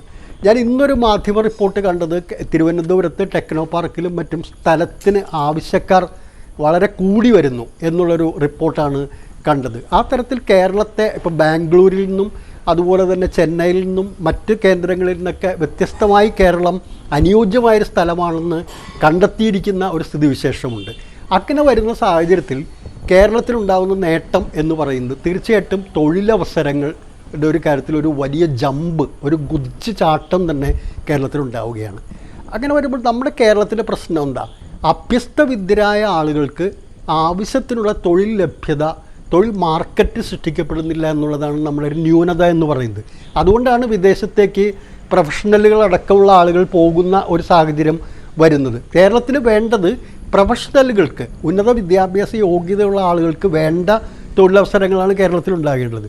അതിനനുയോജ്യമായൊരു സാഹചര്യമാണ് കേരളത്തിൽ ഇപ്പോൾ ഉരുത്തിരിയുന്നത്. അതിന് ഈ റാങ്കിങ്ങിൽ 1-ാം സ്ഥാനം എന്ന് പറയുന്നത് വലിയൊരു ഇൻഡിക്കേഷൻ ലോകത്തിന് മുമ്പാകെ വയ്ക്കുകയാണ്. ഇവിടേക്ക് വന്നാൽ അത് ചെയ്യാൻ കഴിയും എന്നുള്ളൊരു ആത്മവിശ്വാസം നൽകുകയാണ്. ഇതോടൊപ്പം ചേർത്ത് വായിക്കേണ്ട ഒരു കാര്യം കൂടി നമ്മളുണ്ട്. അതായത് നമ്മളിപ്പോൾ സ്വകാര്യ മേഖലയുടെ കാര്യമാണ് നമ്മൾ അധികവും ചർച്ചയിലൂടെ ഉയർന്നു വന്നത്. പക്ഷേ കേരളത്തിലെ പൊതുമേഖല മികച്ച പ്രകടനം കാഴ്ചവെക്കുകയാണ്. 20-ലധികം പൊതുമേഖലാ സ്ഥാപനങ്ങൾ വലിയ തോതിലുള്ള ലാഭത്തിലേക്ക് മാറിയിരിക്കുന്നു. അടച്ചുപൂട്ടാൻ പോകുന്ന വ്യവസായങ്ങളെപ്പോലും ഏറ്റെടുത്തുകൊണ്ട് നമുക്കത് നല്ല രീതിയിൽ നടത്താൻ കഴിയും എന്നുള്ളൊരു ഒരു സ്ഥിതിവിശേഷം നമുക്ക് ജനിപ്പിക്കാൻ കഴിഞ്ഞിരിക്കുന്നു. അപ്പോൾ അതുകൊണ്ട് മാനുഫാക്ചറിങ് രംഗത്ത് കേരളത്തിന് ഇപ്പോൾ നേരത്തെ പറഞ്ഞ പോലെ വൻകിട മാനുഫാക്ചറിങ് രംഗം കേരളത്തിന് നമുക്ക് സ്ഥലപരിമിതിയുണ്ട്, പല പൊല്യൂഷൻ ഉൾപ്പെടെയുള്ള പ്രശ്നങ്ങളൊക്കെ ഉണ്ട്. അത് അങ്ങനെയാണെങ്കിൽ പോലും സ്മോൾ ഇൻഡസ്ട്രീസിനും അതുപോലെ MSME സെക്ടറിനൊക്കെ വലിയ തോതിലുള്ള സ്വാധീനം ചെലുത്തി പ്രോസസ്സിംഗ് ഇൻഡസ്ട്രി, ഫുഡ് പ്രോസസ്സിംഗ്, അതുപോലെ തന്നെയുള്ള ഒരുപാട് കാര്യങ്ങൾക്ക് സാധ്യതകൾ തുറന്നു കിടക്കുന്ന ഒരു അവസരം നമുക്ക് സൃഷ്ടിക്കപ്പെടുകയാണ്. ഒപ്പം തന്നെ ടെക്നോളജി ബേസ്ഡ് ആയിട്ടുള്ള, വലിയ സാങ്കേതികവിദ്യ ബേസ്ഡ് ആയിട്ടുള്ള, ടെക്നോളജി ബേസ്ഡ് ആയിട്ടുള്ള ഇൻഡസ്ട്രിയും കൂടി കേരളത്തിലേക്ക് ഇപ്പോൾ മോട്ടോർ വാഹനങ്ങളുടെ കാര്യത്തിൽ ഉള്ള ഒരു ഗവേഷണത്തിന് അതിൻ്റെ ആ അടിസ്ഥാനത്തിലുള്ള ചില പദ്ധതികൾക്കാണ് നിസാൻ പോലുള്ള കമ്പനികൾ, അതുപോലെ ടാറ്റ പോലുള്ള കമ്പനികൾ ആ രംഗത്തേക്ക് കേരളത്തിലാണ് വരുന്നത്. അങ്ങനെ ഗവേഷണത്തിനും പഠനത്തിനും പുതിയ രൂപകൽപ്പനയ്ക്കും ഡിസൈൻ വർക്കുകളും അങ്ങനെയുള്ള ഒരുപാട് സാങ്കേതിക വിദ്യയും ഉയർന്ന വിദ്യാഭ്യാസ യോഗ്യതയൊക്കെ ആവശ്യമുള്ള മേഖലകൾക്ക് വലിയ നേട്ടം ഉണ്ടാക്കുന്ന കാര്യത്തിൽ കേരളം മാറുകയാണ്. അത് വേറൊരു വിധത്തിൽ ഞാൻ പറഞ്ഞ തൊഴിൽ വർദ്ധിപ്പിക്കുന്നതിനോടൊപ്പം തന്നെ കേരളത്തിൻ്റെ സമ്പദ്ഘടനയെ ചലിപ്പിക്കുന്ന ഒരു കാര്യമായിട്ട് വരും. കൂടുതൽ ആളുകൾക്ക് തൊഴിൽ ലഭിക്കുകയും അവർക്ക് വരുമാനം ലഭിക്കുകയും ചെയ്യുമ്പോൾ ഉണ്ടാകുന്ന പ്രത്യേകത എന്താ? കൂടുതൽ സ്പെൻഡിങ്ങിലേക്ക് പോകുന്നു. അങ്ങനെ സ്പെൻഡ് ചെയ്യുമ്പോൾ കേരളത്തിൻ്റെ ഇക്കോണമി, കേരളത്തിൻ്റെ മാർക്കറ്റ് ഡെവലപ്പ് ചെയ്യുന്നു. ആ മാർക്കറ്റ് ഡെവലപ്പ് ചെയ്യുന്നതിലൂടെ ഇതിലൂടെ കണക്ട് ചെയ്ത് നമ്മൾ വിഴിഞ്ഞം പോർട്ടടക്കമുള്ള കാര്യങ്ങളെല്ലാം വരേണ്ടതുണ്ട്. അപ്പോൾ അങ്ങനെ വരുമ്പോൾ മാർക്കറ്റ് ഡെവലപ്പ് ചെയ്യുന്നതോടെ കേരളത്തിൻ്റെ ഖജനാവിലേക്ക് കേരളത്തിൽ കൂടുതൽ പണം ചെലവഴിക്കുമ്പോൾ കേരളത്തിൻ്റെ ഖജനാവിലേക്കും അതനുസരിച്ചുള്ള വരുമാന വർധനയുണ്ടാവും. അതിൻ്റെ ചില പ്രകടനങ്ങൾ നമുക്ക് ഈ സമീപകാലത്ത് കാണുന്നുണ്ട്. തനത് നികുതി വരുമാനത്തിൻ്റെ കാര്യത്തിൽ നമുക്ക് വലിയ കുതിച്ചുചാട്ടം നടത്താൻ കഴിഞ്ഞു. അങ്ങനൊരു കുതിച്ചുചാട്ടം നടത്തിയതുകൊണ്ടാണ് കേന്ദ്ര സർക്കാർ പല രീതിയിൽ അവഗണിക്കുമ്പോഴും കേരളത്തിൻ്റെ സമ്പദ് വ്യവസ്ഥയ്ക്ക് തനതായി തന്നെ മുമ്പോട്ട് പോകാൻ കഴിയുന്നത്.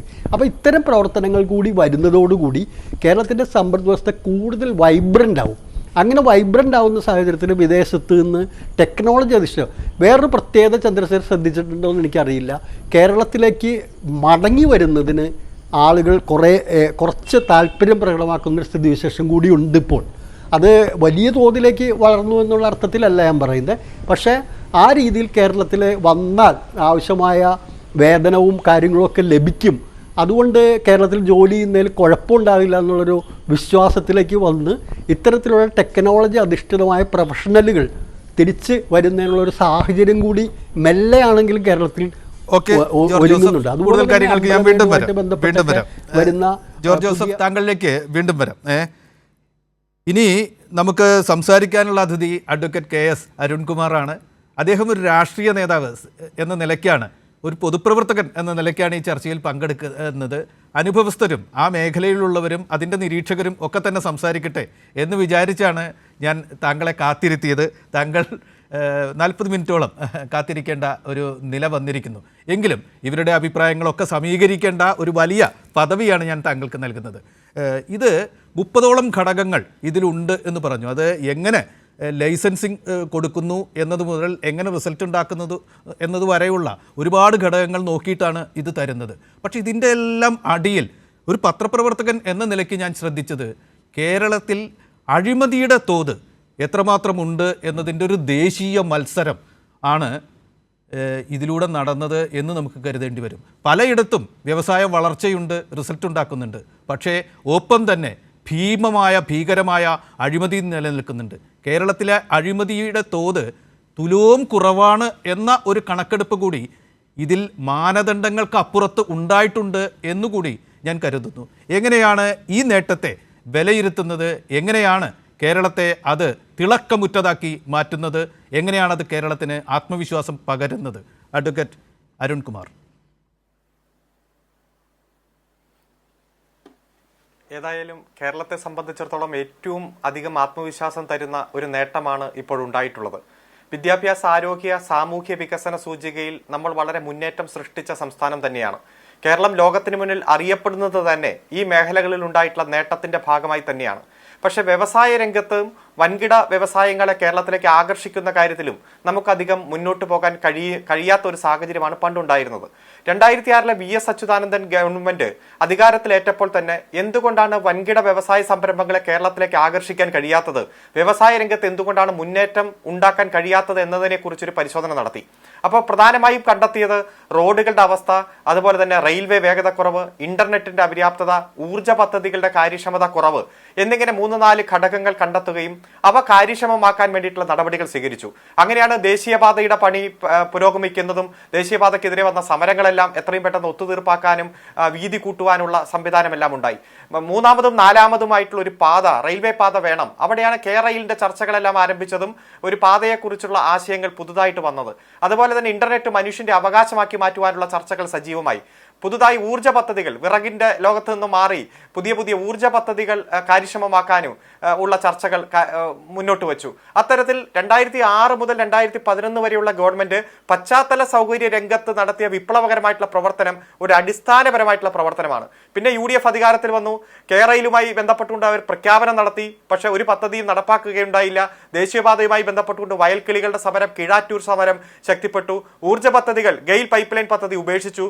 ദേശീയപാത വേണ്ടെന്ന് വെച്ചു. 2011 മുതൽ 16 വരെയുള്ള സാഹചര്യം നമ്മുടെ മുന്നിലുണ്ട്. 2016 മുതൽ അധികാരത്തിൽ വന്ന ഒന്നാം പിണറായി സർക്കാർ 600 കാര്യങ്ങൾ പ്രകടന പത്രികയിൽ ഉൾപ്പെടുത്തി. പശ്ചാത്തല വികസന രംഗത്ത് നിലനിന്ന പ്രശ്നങ്ങളെല്ലാം പരിഹരിച്ചുകൊണ്ട് വിപ്ലവകരമായിട്ടുള്ള പ്രവർത്തനങ്ങൾ കാഴ്ചവെച്ചു. ഓഖി ദുരന്തം, നിപ വൈറസ്, നൂറ്റാണ്ടിലെ മഹാപ്രളയം, 2019 പ്രളയം, കോവിഡ് 1ാം ഘട്ടം, 2ാം ഘട്ടം, 3ാം ഘട്ടം, പ്രതിസന്ധി ഘട്ടങ്ങൾ നിരവധി ഉണ്ടായി. പക്ഷെ അവയെല്ലാം അതിജീവിച്ചുകൊണ്ട് നടത്തിയ പ്രവർത്തനത്തിന്റെ തുടർച്ച എന്ന രൂപത്തിലാണ് 2ാം പിണറായി സർക്കാർ ഈസ് ഓഫ് ഡൂയിങ് ബിസിനസ്സിൽ 28 നിന്ന് അത് 15ആയി. ഇപ്പൊ 15 നിന്ന് നമ്മളെല്ലാം ചർച്ച ചെയ്തുകൊണ്ടിരിക്കുന്ന ടോപ്പ് അച്ചീവേഴ്സ് എന്ന രൂപത്തിൽ അത് 1ാം സ്ഥാനത്തേക്ക് എത്തുന്ന ഒരു സാഹചര്യം ഉണ്ടായത്. ഇത് വലിയ നേട്ടം തന്നെയാണ്. നമുക്കറിയാം, കേരളത്തിലെ മാധ്യമങ്ങൾ ചർച്ച ചെയ്യുന്നില്ലെങ്കിലും അടുത്ത കാലത്ത് ഉന്നത വിദ്യാഭ്യാസ രംഗത്ത് നമ്മൾ വലിയ മുന്നേറ്റം സൃഷ്ടിച്ചു. ലോകത്തുള്ള 69 രാജ്യങ്ങളിലെ കുട്ടികൾ ഈ കേരളത്തിലെ ഒരു യൂണിവേഴ്സിറ്റിയിൽ, MG യൂണിവേഴ്സിറ്റിയിൽ വന്ന് പഠിക്കാൻ വേണ്ടി ആപ്ലിക്കേഷൻ കൊടുത്ത വാർത്ത നമ്മൾ ചില പത്രങ്ങളിൽ മാത്രമാണ് കണ്ടത്. കോളേജുകളുടെ ദേശീയ നിലവാരത്തിന്റെ പട്ടിക പുറത്തു വന്നപ്പോഴും യൂണിവേഴ്സിറ്റിയുടെ ദേശീയ നിലവാരത്തിന്റെ പട്ടിക പുറത്തു വന്നപ്പോഴുമെല്ലാം വലിയ കുതിപ്പാണ് കേരളത്തിലെ യൂണിവേഴ്സിറ്റികളും കോളേജുകളെല്ലാം നടത്തിയത്. അതുപോലെ ലോകത്തെവിടെയും കിട്ടുന്ന വിദ്യാഭ്യാസം കേരളത്തിൽ കിട്ടുന്നു. ലോകത്തെവിടെയും കിട്ടുന്ന ജോലി ഈ കേരളത്തിലിരുന്ന് ചെയ്യാൻ കഴിയുന്ന തരത്തിലേക്ക് ഒരു ഡിജിറ്റൽ വിടവില്ലാത്ത സംസ്ഥാനമായി ഈ കേരളം മാറുകയാണ്. അത്തരത്തിലുള്ള നേട്ടങ്ങളുടെ തുടർച്ചയായി വ്യവസായ രംഗത്ത് വന്നിരിക്കുന്ന ഈ കുതിപ്പ് വരും കാലങ്ങളിൽ ഉണ്ടാകാൻ പോകുന്ന വലിയ വലിയ നേട്ടങ്ങളിലേക്ക് ഈ കേരളത്തെ കൈപിടിച്ചുയർത്തും എന്നതിൽ യാതൊരു സംശയമില്ല. ഇപ്പോൾ നമ്മുടെ മന്ത്രി വളരെ വിശദമായിട്ട് സൂചിപ്പിച്ചു എങ്ങനെയാണ് ഈ നേട്ടങ്ങളിലേക്ക് എത്തിയത്. വളരെ കളക്റ്റീവ് റെസ്പോൺസിബിലിറ്റിയോടെ ദിവസങ്ങൾ, നിമിഷങ്ങൾ വരെ ചാർട്ട് ചെയ്ത് വച്ച് നടത്തിയ പ്രവർത്തനത്തിന്റെ ഭാഗമായി, എല്ലാ വിഭാഗം ആളുകളെയും കൂട്ടിയോജിപ്പിച്ചുകൊണ്ട് നടത്തിയ പ്രവർത്തനത്തിന്റെ ഭാഗമായി തന്നെയാണ് നമുക്ക് ഈ നേട്ടങ്ങളിലേക്ക് കുതിക്കാൻ കഴിഞ്ഞത്. പ്രത്യേകിച്ച് പുതിയ പുതിയ സംരംഭങ്ങൾ, ഇപ്പൊ 2,85,000-ഓളം പുതിയ സംരംഭങ്ങൾ എന്ന് പറയുമ്പോൾ, ഒരു സംരംഭം വരുമ്പോൾ അതിനനുസരിച്ച് റോഡുകൾ വികസിക്കും, തൊട്ടടുത്ത് പല സ്ഥാപനങ്ങൾ വരും, എല്ലാ തരത്തിലും അതിന്റെ ഗുണം ആ നാടിന് കിട്ടും. പണ്ട് ഇവിടെ ഒന്നും വരില്ല എന്ന് പറഞ്ഞവർ തന്നെ ഇപ്പൊ മാറ്റി പറയുകയാണ്. നല്ല സാമൂഹ്യ അന്തരീക്ഷം, നല്ല സാമ്പത്തിക അന്തരീക്ഷം, അത്തരത്തിലുള്ള വ്യവസായങ്ങൾ വളരാൻ വേണ്ടിയിട്ടുള്ള എല്ലാ തരത്തിലുള്ള പിന്തുണ ഗവൺമെന്റ് കൊടുക്കുന്നു. അങ്ങനെ വരുമ്പോൾ നമ്മുടെ കുട്ടികൾ, ഫൈനൽ ഇയർ കുട്ടികൾ തന്നെ പുറത്തിറങ്ങുന്നത് തൊഴിൽ അന്വേഷകരായിട്ടല്ല, തൊഴിൽ സംരംഭകരായിട്ടാണ്, ഒരു 15-20 പേർക്ക് ജോലി കൊടുക്കാൻ ശേഷിയുള്ളവരായിട്ടാണ് നമ്മുടെ എഞ്ചിനീയറിംഗ് കോളേജിൽ നിന്ന് അടക്കം കുട്ടികൾ പുറത്തു വരുന്നത്. അത്തരത്തിൽ അവർക്ക് സാമൂഹ്യ സാമ്പത്തിക അന്തരീക്ഷം മെച്ചപ്പെടുമ്പോൾ അത്തരത്തിൽ പുതിയ സംരംഭങ്ങൾ നിരവധി നമ്മുടെ നാട്ടിൽ തന്നെ ആരംഭിക്കുന്ന സാഹചര്യമാണ്. ഏതായാലും യുവജനങ്ങളുടെ തൊഴിൽ സ്വപ്നങ്ങളെ കൂടുതൽ കാര്യക്ഷമമായി മാറ്റുന്ന, അതുപോലെ വിദേശത്തടക്കം നമ്മുടെ വിദ്യാഭ്യാസവും നമ്മുടെ ആരോഗ്യം എല്ലാം പ്രയോജനപ്പെടുത്തി പോയി അവരുടെ അധ്വാനം വിദേശത്ത് പ്രയോജനപ്പെടുത്തുന്നവർ വരെ തിരിച്ചു വരാനുള്ള വലിയ സാഹചര്യം, അത്തരത്തിൽ കേരളത്തിന്റെ ഒരു കുതിപ്പ് വരും നാളുകളിൽ ഉണ്ടാകാൻ പോകുന്നു എന്നതിന്റെ ഏറ്റവും ശുഭലക്ഷണമാണ്. അത് ഏറ്റവും പോസിറ്റീവായിട്ട് തന്നെ കേരളം ഏറ്റെടുക്കുന്ന കാഴ്ചയാണ് നാം കണ്ടുകൊണ്ടിരിക്കുന്നത്. ചെറിയ സില്ലി കാര്യങ്ങൾ പറഞ്ഞ് നുണ പ്രചരിപ്പിക്കുന്നവരും ആക്ഷേപം ഉന്നയിക്കുന്നവരുമെല്ലാം ഈ രംഗത്ത്, വ്യവസായ രംഗത്ത് കേരളത്തിനുണ്ടായിട്ടുള്ള കുതിപ്പിനെ കൃത്യമായി മനസ്സിലാക്കി പോസിറ്റീവായിട്ട് ചിന്തിച്ചുകൊണ്ട് അത് പൊതുജന സമൂഹത്തിൽ ഏറ്റവും ചർച്ചയാക്കി മാറ്റുന്ന ദിവസങ്ങളായിരിക്കും വരാൻ പോകുന്ന ദിവസങ്ങൾ. കാരണം അവർക്ക് മാറി നിൽക്കാൻ കഴിയില്ല. കാരണം നമ്മൾ കണ്ണുകൊണ്ട് കാണുകയാണ് ഈ നേട്ടങ്ങളെല്ലാം. ഇന്ത്യയിലെ വിവിധ സംസ്ഥാനങ്ങളുമായിട്ട് താരതമ്യപ്പെടുത്തുമ്പോൾ കേരളത്തിലുണ്ടായിട്ടുള്ള ഈ നേട്ടം, ആ നേട്ടം ചില്ലറയായിട്ടുള്ള നേട്ടമല്ല. കളക്റ്റീവ് റെസ്പോൺസിബിലിറ്റിയുടെ ഗവൺമെന്റിന്റെ കൃത്യമായിട്ടുള്ള നയം, പ്രത്യേകിച്ച് ഭരണ തുടർച്ച ഉണ്ടാക്കിയിരിക്കുന്ന ഏറ്റവും മികച്ച സൗകര്യങ്ങൾ. കാരണം ഒരു ഗവൺമെന്റിന്റെ തുടർച്ച എന്ന രൂപത്തിൽ വളരെ ലക്ഷ്യബോധത്തോടു കൂടിയിട്ടുള്ള പ്രവർത്തനം, അങ്ങനെയുള്ള പ്രവർത്തനം ഒരു വിജ്ഞാന സമൂഹമാക്കി നമ്മുടെ നാടിനെ മാറ്റിക്കൊണ്ടിരിക്കുകയാണ്. ആ നാട്ടിനെ മാറ്റുമ്പോൾ തന്നെ വ്യവസായ രംഗത്തുണ്ടായിട്ടുള്ള ഈ മാറ്റം തൊഴിലില്ലായ്മയ്ക്ക് ശാശ്വതമായിട്ടുള്ള പരിഹാരം കാണുവാനും, ഇവിടെ സഹ പാനലിസ്റ്റ് സൂചിപ്പിച്ചതുപോലെ ഏറ്റവും മികച്ച വിദ്യാഭ്യാസമുള്ളവർക്ക് അവരുടെ വിദ്യാഭ്യാസ യോഗ്യതയ്ക്കനുസരിച്ചുള്ള തൊഴിൽ, ആ തൊഴിലിന് അന്തസ്സുള്ള തൊഴിലിന് കൃത്യമായി ആ തൊഴിലിന് ആനുപാതികമായിട്ടുള്ള അവരുടെ ആനുകൂല്യങ്ങൾ എല്ലാം കിട്ടുന്ന തരത്തിലേക്ക് ഈ നാട് മാറുമ്പോൾ പ്രകടന പത്രികയിൽ പറഞ്ഞതുപോലെ ഒരു 40 വർഷത്തിന് ശേഷമുള്ള ഒരു വിജ്ഞാന സമൂഹമാക്കി നമ്മെ മാറ്റാൻ വേണ്ടിയിട്ടുള്ള കുതിപ്പാണ് വ്യവസായ വകുപ്പ് നടത്തിക്കൊണ്ടിരിക്കുന്നത്. അതിന് നേതൃത്വം കൊടുക്കുന്ന മന്ത്രിയും അതുപോലെ മുഖ്യമന്ത്രിയും മറ്റു മന്ത്രിമാരുമെല്ലാം ഈ കേരളത്തെ കൂടുതൽ ഉയരങ്ങളിലേക്ക് കൈപിടിച്ചുയർത്തുകയാണ്.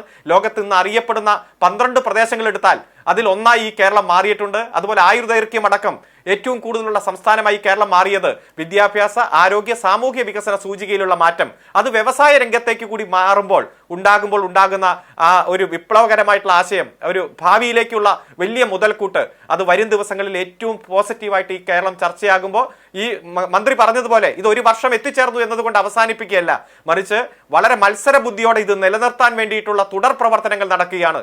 അങ്ങനെ വരുമ്പോൾ ഈ കേരളത്തിലേക്ക് എല്ലാ നിക്ഷേപകരും തേടിയെത്തുന്ന സാഹചര്യം വരും. കാരണം അത്തരത്തിൽ എല്ലാ രംഗത്തും മാറ്റമുണ്ടാകും, വികസനം വരും. അങ്ങനെ ടൂറിസം രംഗത്തെല്ലാം കേരളത്തിന്റെ കുതിപ്പ് അടുത്ത കാലത്ത് വലിയ സജീവമായിട്ടുള്ള ചർച്ചയായി മാറി. അങ്ങനെ ഓരോ പഞ്ചായത്തിലും നിരവധി വ്യവസായ സ്ഥാപനങ്ങൾ ആരംഭിക്കും, നിരവധി ടൂറിസ്റ്റ് പ്ലേസുകൾ ആരംഭിക്കും. അങ്ങനെ കേരളം ലോക ഭൂപടത്തിൽ തന്നെ കൂടുതൽ അറിയപ്പെടുന്ന തരത്തിലേക്ക് മാറും എന്നതിൽ യാതൊരു സംശയമില്ല. ഇനിയൊരു 12 മിനിറ്റ് ആണ് ഈ സംവാദത്തിൽ അവശേഷിക്കുന്നത്. ഉള്ള സമയം കൊണ്ട് സമാപന വാക്യങ്ങൾ പറഞ്ഞ് എല്ലാവരും കൂടി ചേർന്ന് ഈ ചർച്ച സമാപിപ്പിക്കാൻ ശ്രദ്ധിക്കുക. ഞാൻ ബാലഗോപാൽ സാറിനോടാണ് ആദ്യം ചോദിക്കുന്നത്. ബാലഗോപാൽ സാർ, ഇന്ന് നമ്മൾ ഈ പറഞ്ഞതുപോലെ 1ാം റാങ്ക് നേടിയിരിക്കുന്നു. നാളെ അത് ഇന്നലെ നേടിയ റാങ്കാവും, മറ്റന്നാൾ അത് മിനിഞ്ഞാന്ന് നേടിയ റാങ്കാവും. ഈ റാങ്ക്, ഈ നില, ഇത് നിലനിൽക്കേണ്ടതുണ്ട്, ഇത് കൂടുതൽ വളർത്തേണ്ടതുണ്ട്. നമ്മളെന്ത് ചെയ്യണം? ഉദ്യോഗസ്ഥരെന്ത് ചെയ്യണം? സർക്കാർ എന്ത് ചെയ്യണം? സംരംഭകരെന്ത് ചെയ്യണം? മാധ്യമങ്ങൾ എന്ത് ചെയ്യണം? ജനങ്ങൾ എന്ത് ചെയ്യണം എന്ന് പറയാൻ ശേഷിയുള്ള ഒരാളാണ് താങ്കൾ. എന്തു പറയും?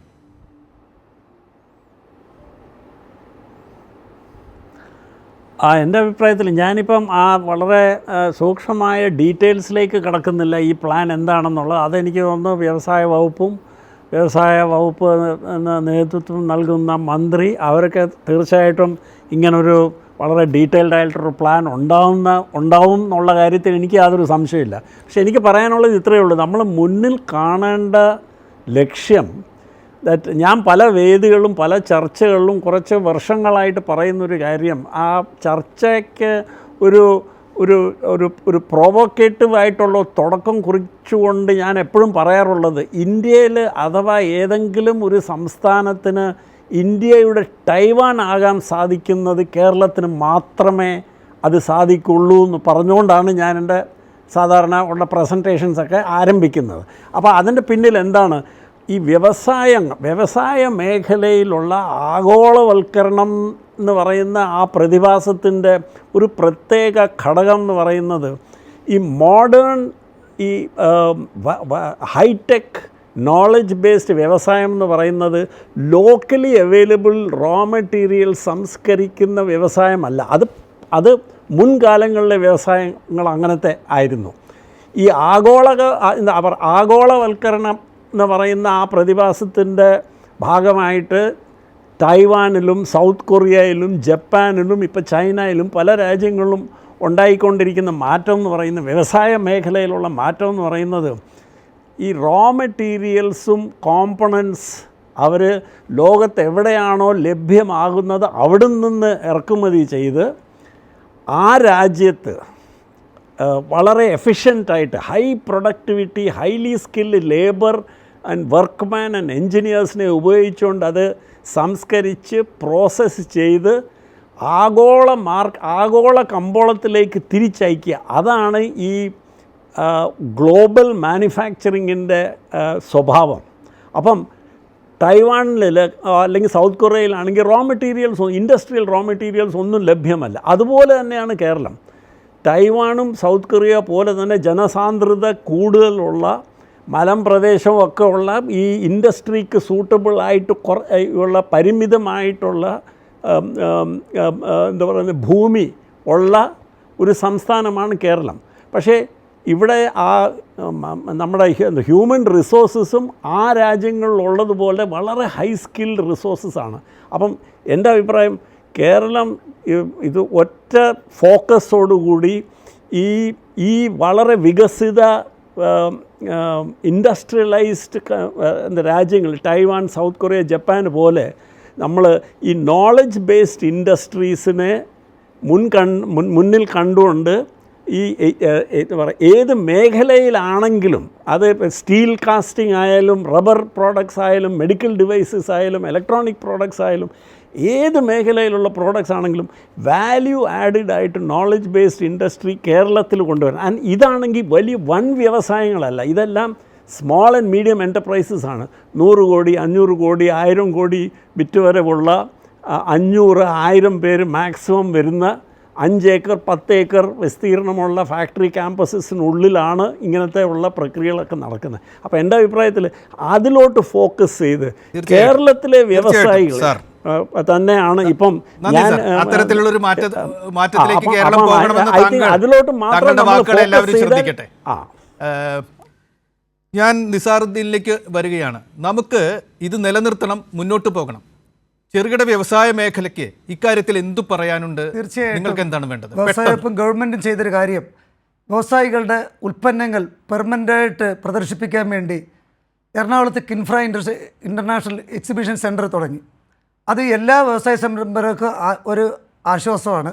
അതിൻ്റെ ഭാഗമായിട്ട് ഈ ഡിസംബർ 13, 14, 15 തീയതിയിൽ KSSയുടെ നേതൃത്വത്തിൽ ഇൻ്റർനാഷണൽ എക്സിബിഷൻ സംഘടിപ്പിക്കുകയാണ്, മിഷണറി എക്സിബിഷൻ. കൂടാതെ വലിയൊരു മാറ്റം എന്ന് പറഞ്ഞാൽ തദ്ദേശ സ്വയംഭരണ സ്ഥാപനങ്ങൾ, അവിടെ ഈ MSME കെട്ടിടങ്ങളുടെ കെട്ടിടനികുതി കുറയ്ക്കാൻ കാണിച്ചു. അതേപോലെ സംരംഭങ്ങളുടെ സ്റ്റോപ്പ് മെമ്മ നൽകുന്നത് സെക്രട്ടറിമാർ അധികാരം എടുത്തു മാറ്റി. ഇത് രണ്ടും സംരംഭകർക്കൊരു ആവേശം, ഊർജ്ജം പകരുന്ന ഒരു കാര്യമാണ്. അതിൻ്റെ അടിസ്ഥാനത്തിൽ കൂടുതൽ സംരംഭങ്ങൾ വരുന്നതിന് ആത്മവിശ്വാസം വർദ്ധിപ്പിക്കുകയും ചെയ്യുന്നുണ്ട്. നിസാറുദ്ദീൻ, അത്തരത്തിലുള്ള മാറ്റത്തിലേക്ക് കേരളത്തിന് പോകാനാകട്ടെ.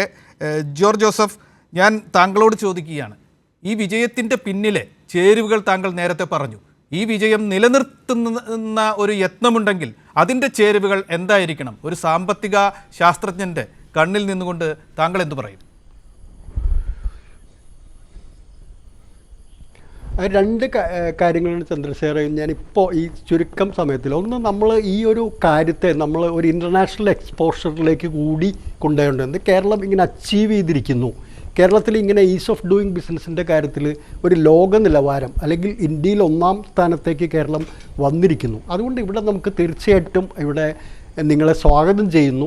നിങ്ങൾക്ക് എല്ലാ വിധത്തിലുള്ള ഫെസിലിറ്റിയും എല്ലാ വിധത്തിലുള്ള കാര്യങ്ങളും 7 ദിവസം കൊണ്ട് നിങ്ങളുടെ ലൈസൻസ് അടക്കമുള്ള കാര്യങ്ങൾ എല്ലാ ഫെസിലിറ്റിയും നൽകുന്നു എന്നുള്ളത് ഷോക്കേസ് ചെയ്യാൻ കഴിയണം. അതുപോലെ തന്നെ മറ്റൊരു പ്രധാനപ്പെട്ട കാര്യമാണ്, അങ്ങനെ ചെയ്യുമ്പോൾ ഇപ്പോൾ ടൂറിസം സെക്ടർ നമ്മളങ്ങനെ ഇൻ്റർനാഷണലി ഷോക്കേസ് ചെയ്തിരുന്നു. അങ്ങനെ ചെയ്യുമ്പോൾ ഒരു പ്രധാനപ്പെട്ട കാര്യം നേരത്തെ ശ്രീ ബാലഗോപാലിലൂടെ സൂചിപ്പിച്ചതുപോലെ തന്നെ ഹൈലി ടെക്നോളജിക്കലി ഡ്രൈവ് ചെയ്യുന്ന ഇൻഡസ്ട്രികൾക്ക് കേരളത്തിൽ ഒരുപാട് സ്കോപ്പുണ്ട്. അതിനാവശ്യമായിട്ടുള്ള സ്കിൽഡ് മാൻ പവറും ലേബറും ഒക്കെ കേരളത്തിൽ അവൈലബിളാണ്. പുറത്തു നിന്ന് ഇപ്പോൾ നമ്മളെടുക്കുക, ലോകത്തെ തന്നെ വളരെ പ്രധാനപ്പെട്ട പല കമ്പനികളുടെ തലപ്പത്ത് അതിനെ നയിക്കുന്നതും അതിൻ്റെ സാങ്കേതിക രംഗത്തിൻ്റെയൊക്കെ മേധാവികൾ മലയാളികളാണ്. ആ മലയാളികൾ അങ്ങനെ നോക്കുമ്പോൾ ഇപ്പോൾ ഉയർന്നു വരുന്ന തലമുറ അടക്കമുള്ള കാര്യങ്ങൾ പലപ്പോഴും പത്രത്തിൽ നമ്മൾ മീഡിയയിൽ കാണാറുണ്ട്. അവർ ഡെവലപ്പ് ചെയ്തിരുന്ന റോബോട്ടിക്സ്, അവർ ഡെവലപ്പ് ചെയ്തിരിക്കുന്ന പുതിയ ഉപകരണങ്ങൾ, ഇതൊക്കെ എന്ന് പറഞ്ഞാൽ വളരെ തലച്ചോറുള്ള മികച്ച ബ്രെയിനുകൾ കേരളത്തിലുണ്ട് എന്ന് കാണിക്കുന്നതാണ്. അപ്പോൾ ഇതെല്ലാം കേരളത്തെ ഷോക്കേസ് ചെയ്യാൻ നമ്മളിവിടെ എല്ലാം. പക്ഷേ ഒരു കാര്യം നമ്മൾ സർക്കാർ ശ്രദ്ധിക്കേണ്ട ഏറ്റവും പ്രധാനപ്പെട്ട കാര്യം എന്ന് പറഞ്ഞാൽ അതിനനുസരിച്ച് ഈ മാറ്റങ്ങൾക്കനുസരിച്ച് ഈ നോളജ് ബേസ്ഡ് ഇൻഡസ്ട്രിയും ടെക്നോളജി ഡ്രൈവ് ചെയ്യുന്ന കേരളത്തിൻ്റെ പുതിയ സാധ്യതകൾക്കൊക്കെ അനുസൃതമായിട്ടുള്ള ഒരു ബ്യൂറോക്രാറ്റിക് സെറ്റപ്പ് കേരളത്തിന് ഇപ്പോഴും കുറച്ച് ലാഗ് ചെയ്യുന്നുണ്ട് എന്നുള്ളൊരു വസ്തുതയാണ്. കാരണം ഇപ്പോൾ നേരത്തെ സൂചിപ്പിച്ചു, പല കാര്യങ്ങളും വ്യവസായ വകുപ്പ് മുൻകൈ എടുത്തുകൊണ്ട് പല തടസ്സങ്ങളും നീക്കുന്നുണ്ട്. പക്ഷേ എല്ലാ വകുപ്പുകളുടെ ഒരു ഏകോപനം ഒരു വ്യവസായം വരുന്നതിന് വേണം. അതിന് വൈദ്യുതി വകുപ്പുണ്ടാവും, അതിൽ വാട്ടറിൻ്റെ ഇതുണ്ടാവും, അങ്ങനെ ഒരുപാട് വകുപ്പുകളുമായി ബന്ധപ്പെട്ട് കിടക്കുന്ന ഒരു കാര്യമാണ് ഒരു വ്യവസായം എന്ന് പറയുന്നത്. അത് ആ തരത്തിലേക്ക് ഈ താഴെ തട്ടിലേക്ക് ഇങ്ങനെയാണ് കേരളം 40 വർഷത്തിലെ 50 വർഷത്തിലും കേരളം വിഭാവനം ചെയ്യുന്നത്. കേരളം ഒരു സിംഗപ്പൂർ എന്ന രീതിയിൽ വളരെ വികസിതമായിട്ടുള്ള ലോകത്തെ സ്കാൻഡിനേവിയൻ രാജ്യങ്ങളുടെ നിലവാരത്തിലേക്ക് എല്ലാ അർത്ഥത്തിലും എല്ലാ തലത്തിലും വിദ്യാഭ്യാസത്തിലും ആരോഗ്യരംഗത്തും മാത്രമല്ല മറ്റെല്ലാ തലത്തിലും മാറുന്ന രീതിയിലേക്ക് കേരളത്തെ ഷോക്കേസ് ചെയ്യാൻ പോവുകയാണ് എന്നുള്ളൊരു മെസ്സേജ് തീർച്ചയായിട്ടും ബ്യൂറോക്രസിയുടെ താഴെ സെറ്റപ്പിലേക്ക് കൂടി സന്നിവേശിക്കപ്പെടേണ്ടതുണ്ട്. ആ രീതിയിൽ നമുക്ക് വലിയൊരു ഒന്നാം സ്ഥാനത്തേക്ക്.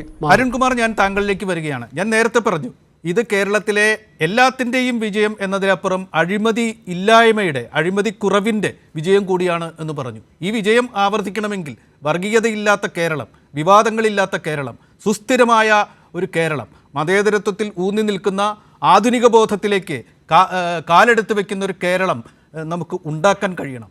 നാളെ ഇത് നിലനിർത്തണമെങ്കിൽ, ഇത് മുന്നോട്ട് കൊണ്ടുപോകണമെങ്കിൽ അതിനുള്ള രാഷ്ട്രീയ അടിത്തറ എന്താണ് എന്നാണ് പൊതുപ്രവർത്തകനായ താങ്കളോട് ഞാൻ ചോദിക്കുന്നത്. അതിൽ നമുക്കിത് അവസാനിപ്പിക്കാം. യെസ്, അഴിമതിയില്ലാത്തൊരു കേരളം എന്നത് തന്നെയാണ് ഇടതുപക്ഷ ജനാധിപത്യ മുന്നണിയുടെ ലക്ഷ്യം. നമുക്കറിയാം, കഴിഞ്ഞ 8 വർഷമായി ഒരു തരത്തിലുള്ള ആരോപണവും അങ്ങനെ വന്നിട്ടില്ല. ക്രമസമാധാന രംഗത്ത് ഒന്നാമത് തന്നെയാണ്. അതുകൊണ്ട് തന്നെ പ്രകടന പത്രിക എന്നുള്ളത് നടപ്പാക്കാനുള്ളതാണ് എന്ന ഒരു കൃത്യമായിട്ടുള്ള ഒരു ദിശാബോധം, ഓരോ വർഷമുള്ള പ്രോഗ്രസ് റിപ്പോർട്ട്, ഇന്നന്ന കാര്യങ്ങൾ പൂർത്തീകരിച്ചു, ഇന്നത് അണ്ടർ പ്രോസസ്സിലാണ്, ഞങ്ങൾ ഇന്നന്ന കാര്യങ്ങളുമായി മുന്നോട്ട് പോകുകയാണെന്ന് ജനങ്ങളെ ബോധ്യപ്പെടുത്തി മുന്നോട്ട് കൊണ്ടുപോകാൻ കഴിഞ്ഞത് തന്നെയാണ് ഈ ഗവൺമെന്റിന്റെ ഏറ്റവും വലിയ നേട്ടം. ഇപ്പൊ ക്യാമ്പസ് ഇൻഡസ്ട്രിയൽ പാർക്ക് അടക്കം വരുന്നു, അതുപോലെ സ്വകാര്യമായിട്ടുള്ള വ്യവസായ പാർക്കുകൾ വരുന്നു. 28 എണ്ണത്തിൽ 2 എണ്ണമേ ആരംഭിച്ചിട്ടുള്ളൂ, ബാക്കി 26 അണ്ടർ പ്രോസസ്സിലാണ്. അതുപോലെ തന്നെ വലിയ തരത്തിൽ കേരള ബ്രാൻഡിനെ പ്രോത്സാഹിപ്പിക്കുകയാണ്.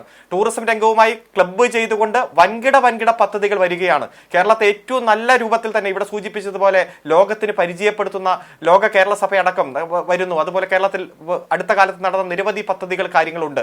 അപ്പോൾ നമ്മളെ സംബന്ധിച്ചിടത്തോളം ഒരു ഭരണസ്ഥിരതയും ഒരു സുസ്ഥിര ഭരണവും ക്രമസമാധാന രംഗത്തെ ഏറ്റവും നല്ല രൂപത്തിലുള്ള മുന്നേറ്റുപോക്കം, അഴിമതിയില്ലാത്ത ഒരു ഭരണം, വർഗീയ കലാപങ്ങളോ മറ്റു തരത്തിലുള്ള സംഘർഷങ്ങളോ ഇല്ലാത്ത ഒരു കേരളം, അത്തരത്തിൽ എല്ലാ മേഖലയിലും ഏറ്റവും നല്ല ഭരണം കാഴ്ചവെച്ചുകൊണ്ട് മുന്നോട്ട് പോകുമ്പോൾ ഈ നേട്ടങ്ങൾ നിലനിർത്തി തന്നെ നമുക്ക് മുന്നോട്ട് പോകാൻ കഴിയും. അതുപോലെ വൻകിട നേട്ടങ്ങൾ നമുക്ക് ആവർത്തിക്കാൻ കഴിയും. ലോകത്ത് വിജ്ഞാന സമൂഹത്തിന്റെ ഒരു ഹബ്ബായി, ഉന്നത വിദ്യാഭ്യാസത്തിന്റെ ഒരു ഹബ്ബായി, അതുപോലെ തന്നെ വ്യവസായത്തിന്റെ മുന്നേറ്റത്തിന്റെ ഒരു ഹബ്ബായി ഈ കേരളത്തെ മാറ്റാൻ കഴിയും എന്ന ശുഭാപ്തി വിശ്വാസം തന്നെയാണ് ഉള്ളത്. കാരണം ഈ കുറഞ്ഞ കാലം കൊണ്ട്, ഈ അവസാനത്തെ 8 വർഷം എടുത്ത് പരിശോധിച്ചാൽ അതിൽ നിന്ന് 28-ൽ നിന്ന് 1-ലേക്ക് എത്താൻ കഴിയുക, ഇനി ആ 1 നിലനിർത്താൻ കഴിയുക. അങ്ങനെ നിലനിർത്തുമ്പോൾ ലോകത്തുള്ള വൻകിട നിക്ഷേപകരെല്ലാം ഈ കേരളത്തെ തേടി വരുന്ന ഒരു കാഴ്ച വരും. അതിനനുസരിച്ച് പശ്ചാത്തല സൗകര്യ വികസന രംഗത്ത് നമുക്ക് മുന്നേറ്റം ഉണ്ടാക്കാൻ കഴിയണം. ദേശീയപാതയുടെ പണി 1.5 വർഷം കൊണ്ട് പൂർത്തീകരിക്കും. ജലമെട്രോ, അതുപോലെ തീരദേശ ഹൈവേ, മലയോര ഹൈവേ, അതുപോലെ തന്നെ പ്രഖ്യാപിച്ചിരിക്കുന്ന വൻകിട വ്യവസായ പദ്ധതികൾ, വികസന പ്രവർത്തനങ്ങളെല്ലാം പൂർത്തീകരിക്കും. അതിനിടയിൽ അടുത്ത കാലത്ത് കേന്ദ്രത്തിന്റെ അനുമതി കിട്ടാതെ നിർത്തിവച്ചിരിക്കുന്ന കേരയിൽ പോലെ കാസർഗോഡ് മുതൽ തിരുവനന്തപുരം വരെ വെറും 3.25 മണിക്കൂർ കൊണ്ട് എത്താൻ കഴിയുന്ന പുതിയ വൻകിട വികസന പ്രവർത്തനങ്ങൾ അടക്കം നമുക്ക് പൂർത്തീകരിക്കേണ്ടതുണ്ട്. അതുപോലെ ഗെയിൽ പൈപ്പ് ലൈൻ പദ്ധതികൾ അടക്കം വലിയ തരത്തിലുള്ള ഊർജ്ജ പദ്ധതികൾ പുതുതായി നമുക്ക് ആവിഷ്കരിക്കേണ്ടതുണ്ട്. അങ്ങനെ എല്ലാ രംഗത്തും ഈ കേരളം മുന്നോട്ട് പോകാൻ, സുസ്ഥിരമായിട്ടുള്ള ഒരു ഭരണം ഈ കേരളത്തിൽ നിലനിർത്തി മുന്നോട്ട് പോകാൻ നമ്മുടെ ഈ ചുമർ നമുക്ക് ശക്തമാക്കി വെക്കാം, നമുക്കത് വൃത്തിയാക്കി വെക്കാം. ചുമരുണ്ടെങ്കിലേ മനോഹരമായ ചിത്രങ്ങൾ എഴുതാൻ കഴിയുള്ളൂ എന്ന് നമുക്ക് എല്ലാവർക്കും മനസ്സിലുറപ്പിക്കാം. ഈ ചർച്ച തുടങ്ങി വെച്ച രാജീവിന് നന്ദി. പങ്കെടുത്ത Arunkumar, Balagopal sir, Nizaruddin, George Joseph എന്നിവർക്ക് എല്ലാവർക്കും നന്ദി. നമസ്കാരം.